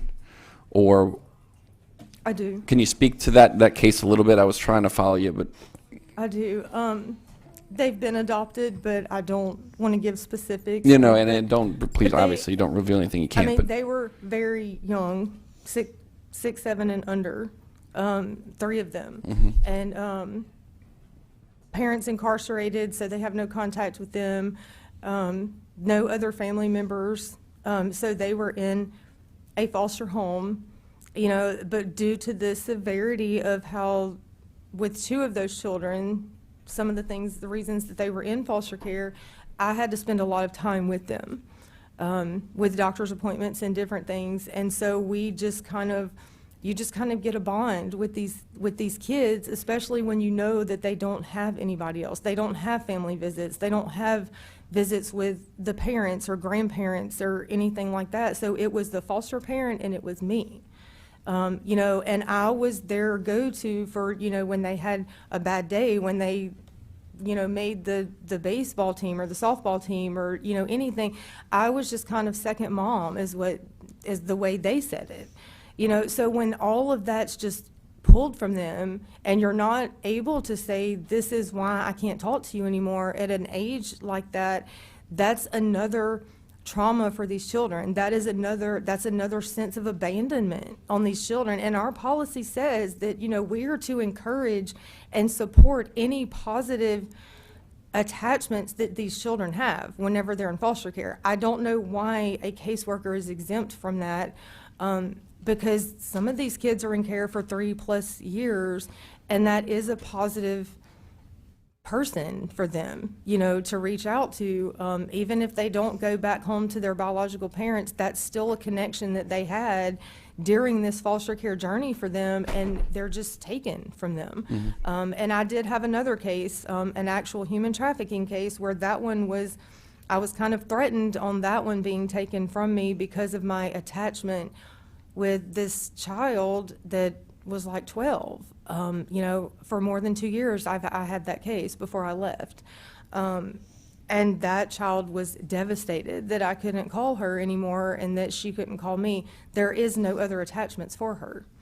And that's the no contact order that came after your 2 weeks. Was that part of? That's during the 2 weeks, that one. Is there could you think of any logical reason as to why you were told to, after you've given your 2 weeks, to not have any contact? I don't know. Outside of there were 2 other workers that left the 2 weeks prior to me. We've talked, and they never were told not to contact their people. The kids, the parents, the biological parents. I had numerous biological parents texting me, and I couldn't, on my personal phone, and I couldn't even respond because I feared if I even reach out and say, I can't talk to you, this is what I've been told, that I was going to be the one in trouble for doing that. So I had to just leave it, and not respond. But out of the 3 workers that left around the time that I did, I was the only one that was instructed to not do that. Well, listen, Ms. McPherson and Dr. Thank both of you. I think for the folks that are watching at home, and whether they're current or former DCF employees or foster parents, you're giving those folks some courage to possibly speak up. And this is in no way, again, in an attempt to remove, replace, discredit agency heads or the department as a whole. These discussions, I think, are helpful in terms of making DCFS better for the kids that they serve. So thank you for giving those folks the courage to testify. Thank you. Thank you. Very well said. One quick question, and then we'll turn over to the next panelist. The 5 people that had the exit meeting, and if you're comfortable saying this, or if you're not comfortable with this answer, how were the 5 of you guys collectively on a year-to-year basis when you were evaluated by your supervisor? Was it to the standpoint where you received your annual merit raise? Did you get satisfactory evaluations as a group? Was this a group that had problems? Tell us about, if we looked at the personnel files of these people, what would we see? I know that all of my evaluations that I've looked at since I left, they were all satisfactory. And there's, I have numerous emails that I printed and kept before I left of, the I guess, extent of documentation and how clear it was and how much was in there.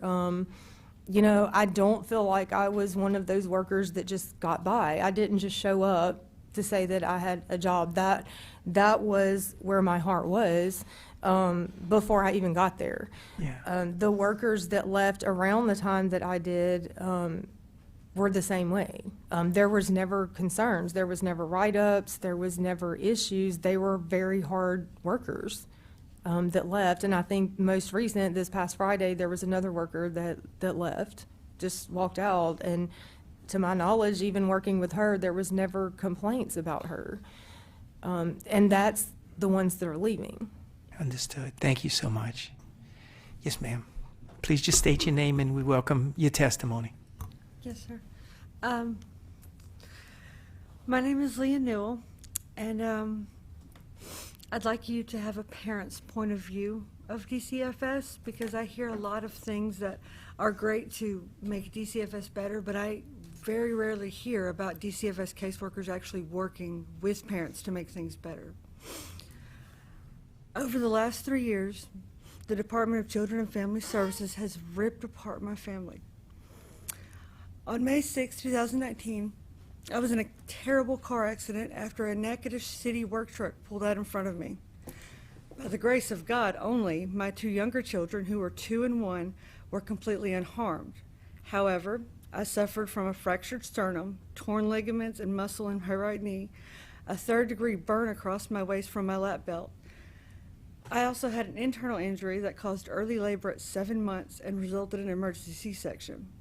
This car accident is what prompted my first DCFS investigation, although my children were not taken away until more than a month later. Several months after this, I kept discovering new things about this initial investigation, which actually gave me answers to my case.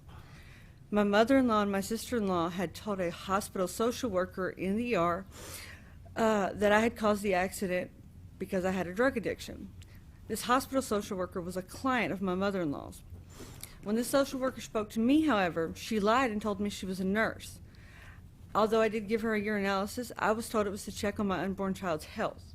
She made claims, however, that she drug tested this urinalysis and that I failed for amphetamines. It took 3 years before I uncovered the truth. She never gave me a drug test. Regardless, DCFS assigned an investigator to our family who harassed us relentlessly and lied multiple times so she could keep control over the investigation. This investigator originally told me after my release that the state had automatically taken custody away of my children because I was a danger to them. She used manipulation tactics to force us to take several drug tests, which all came back negative. Law enforcement was used to intimidate and threaten us. The fear of never seeing our children again was used to force us to comply. And the moment we pushed back and tried to stand up for ourselves, DCFS obtained a court order over the phone. Despite the accusations of drug usage, the reason for removal was lack of adequate supervision for only the 2 older children. But DCFS removed all 3 of my children. My husband and I backed down. We complied with DCFS, and in December 2019, a judge signed a vacate order allowing our children to come back home. However, in June 2020, that same judge removed our children a second time despite having favorable reports to close our case from a foster care caseworker, her supervisor, and our CASA advocate that was sent to the judge 4 days prior. The judge then moved our DCFS case to Sabine Parish, but kept the court proceedings in Natchitoches Parish. The Sabine Parish DCFS assigned us a case plan which was nearly impossible to complete. Among many expectations, the most difficult was that we were expected to attend 3 different classes multiple times a week that were spread out in Shreveport, Manny, and Natchitoches, all while keeping steady employment. Our Sabine Parish caseworker attempted to deny the original liberal visitation plan the judge had granted us and gave instructions to the foster parents to deny my husband and me visits and phone calls. When we were finally granted the court-ordered visits, she would change dates without informing us. The reports that she presented to the court contained hearsay and several outright lies. She refused to keep communication between us, and even with proof that she ignored phone calls and emails, her supervisor told us there was nothing we could do about it. She was absolutely malicious in denying us our constitutional right to preserve our family integrity. During a permanency hearing on May 19, 2021, this Sabine Parish DCFS caseworker admitted on the witness stand there was no justifiable cause to initiate an investigation, and there was no evidence to substantiate the removal order from June 2020. But despite this testimony from this caseworker, on July 30th, 2021, without a trial being held, the Natchitoches Take your time. Take your time. The Natchitoches Parish 10th Judicial Court granted guardianship to the children's paternal grandparents who served as the foster parents throughout our entire case.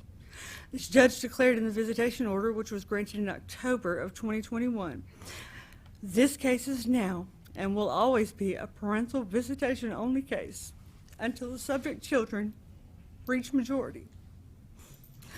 Despite the fact that my husband and I were never accused or even charged with any crimes of abuse or neglect, despite 3 years of court-ordered drug testing, which all came back negative, which included hair, saliva, and urine, to the point that I had bald spots for years. Despite multiple courses of parenting, anger management, and substance abuse education, despite multiple invasive mental health and psychological evaluations, despite paying court-ordered child support while still sending groceries and anything else our children wanted every month, despite evidence and witness testimony that we were good and loving parents, despite doing everything that Natchitoches and Sabine Parish DCFS and the 10th Judicial Court asked us to do, it never seemed to matter. My husband and I were never given a chance to tell our side of the story, but I don't think anyone would have listened anyway.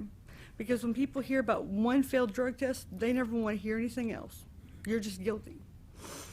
The preamble of the Louisiana Children's Code states, the people of Louisiana recognize the family as the most fundamental unit of human society, and that preserving family is essential to a free society. But yet, Louisiana DCFS's behavior and actions did not reflect this in my case. Parents deserve the right to family integrity. Removal of a child should always be a last option because children deserve their parents, and parents deserve their children. If we want to reform DCFS, parental rights needs to be at the forefront. DCFS should focus on not just children, but the entire family unit. Because as I heard today, it really does take a village. It's my favorite saying. It takes a village. Safeguarding the family unit can only strengthen Louisiana and provide a better tomorrow. And we can only be stronger together if we actually work together. Thank you very much for your courage to come and testify and coming all the way from Natchitoches. We appreciate that. There's one other late card I just received from Susan East Nelson with the Louisiana Partnership for Children and Families. She'd like to testify. Now would be that time. Thank you all again for coming from far. Thank you.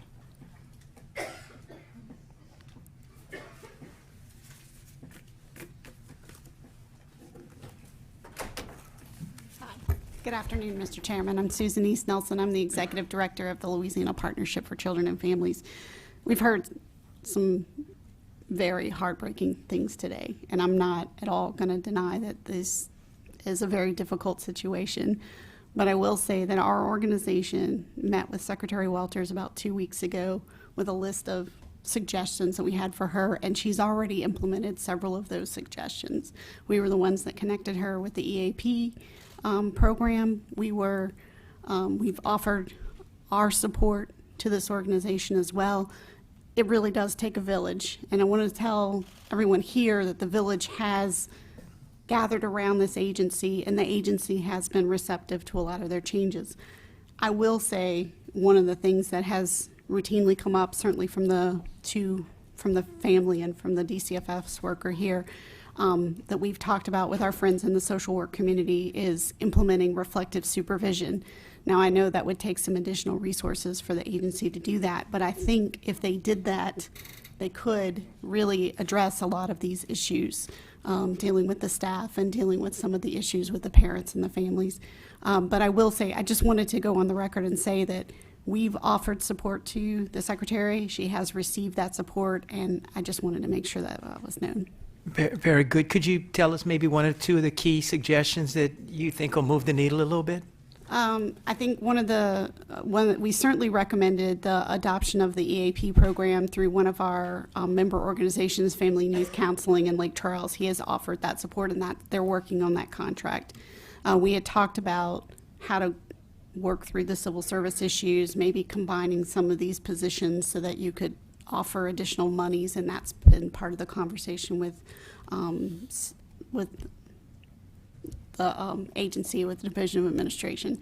So those are two of the ones that we did very quickly. We talked about using CASA volunteers for some of the supervised visits. We had Kathleen Ritchie from the State CASA Association with us in that meeting, and she was like, how can we step in and help?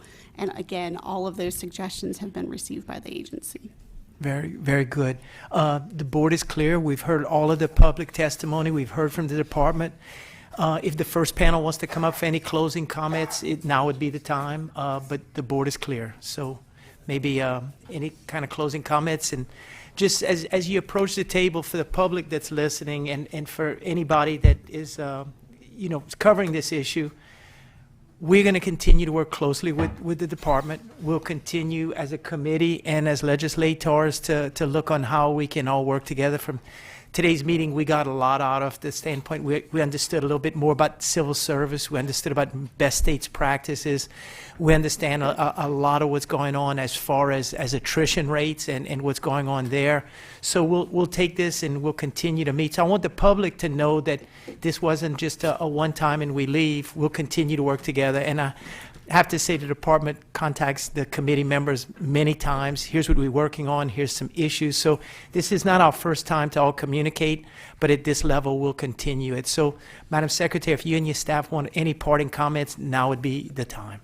Thank you. I would like to thank the four women that came to the table and made statements. I know that took a lot of courage, and I appreciate them coming. It's hard to hear what they said, and you can know that we'll be checking all that out when we get back to the office, and just really appreciate that. I appreciate you as a committee. This is hard.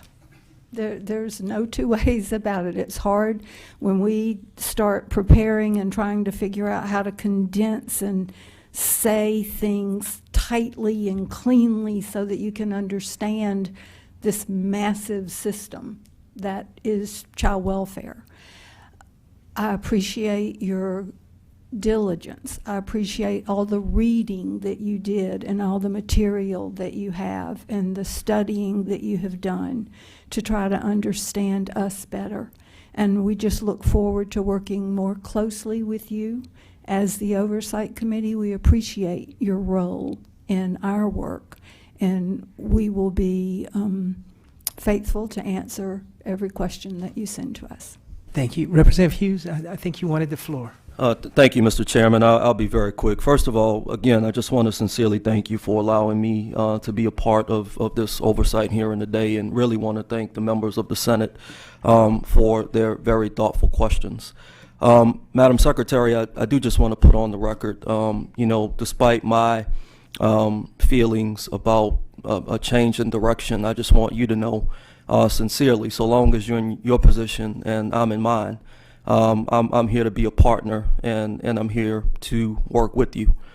Deputy Secretary Ricks, but as we go through that journey, Deputy Secretary Ricks stated, quote, We heard the morale was low in 2016, and here we are 6 years later, and it's still pretty low. And so we really have to dig a little deeper.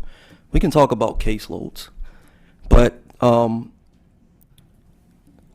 many emails, the many phone calls that I get, I know you guys continue to hear it as well. The morale is not just about caseload.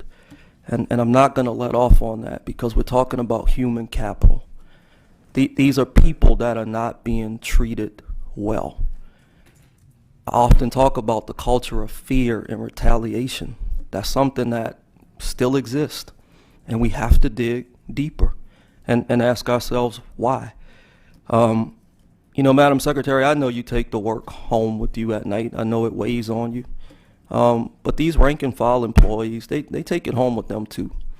And we have some people in positions of authority that have been rude and mean and cruel, and it hurts. And, I don't know what we can do about that legislatively. That has to trickle down from the top. That culture has got to change. Because there are people who love this work, as hard as it is. They love it.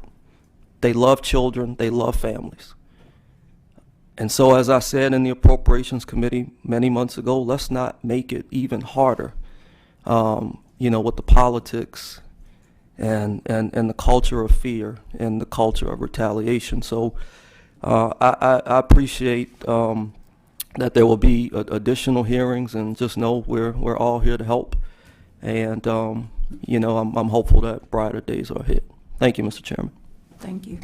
Thank you. And just in conclusion, Senator Fessy, thanks for joining us. I know you've put in a lot of work in there. The committee members to take time. And I did want to note that Senator Pope did have a pressing engagement at 1 o'clock, I think, in Hammond, the Hammond area. So he did apologize, but he's going to look at it. And I do want to thank our Senate staff. You did a lot of work, and you've done a lot of research. And I can tell everyone in the audience and everybody listening that many times when there's an oversight hearing, it opens up more dialogue. So I think committee members are going to probably get emails and calls from either foster parents or adoptive parents, or they'll get calls from workers. We'll keep the lines of communication open. I think a lot of that's going to take place. I think there's going to be a lot of coverage of this. And a lot of times when the light is shined, it brings out more dialogue. So I want to thank everybody for being here. Ms. Peck, Ms. Cannon, Madam Secretary, thank you all for the work you all did. And unless there's a objection, motion by Senator Luno to adjourn, meeting has been adjourned. Thank you. Thank you.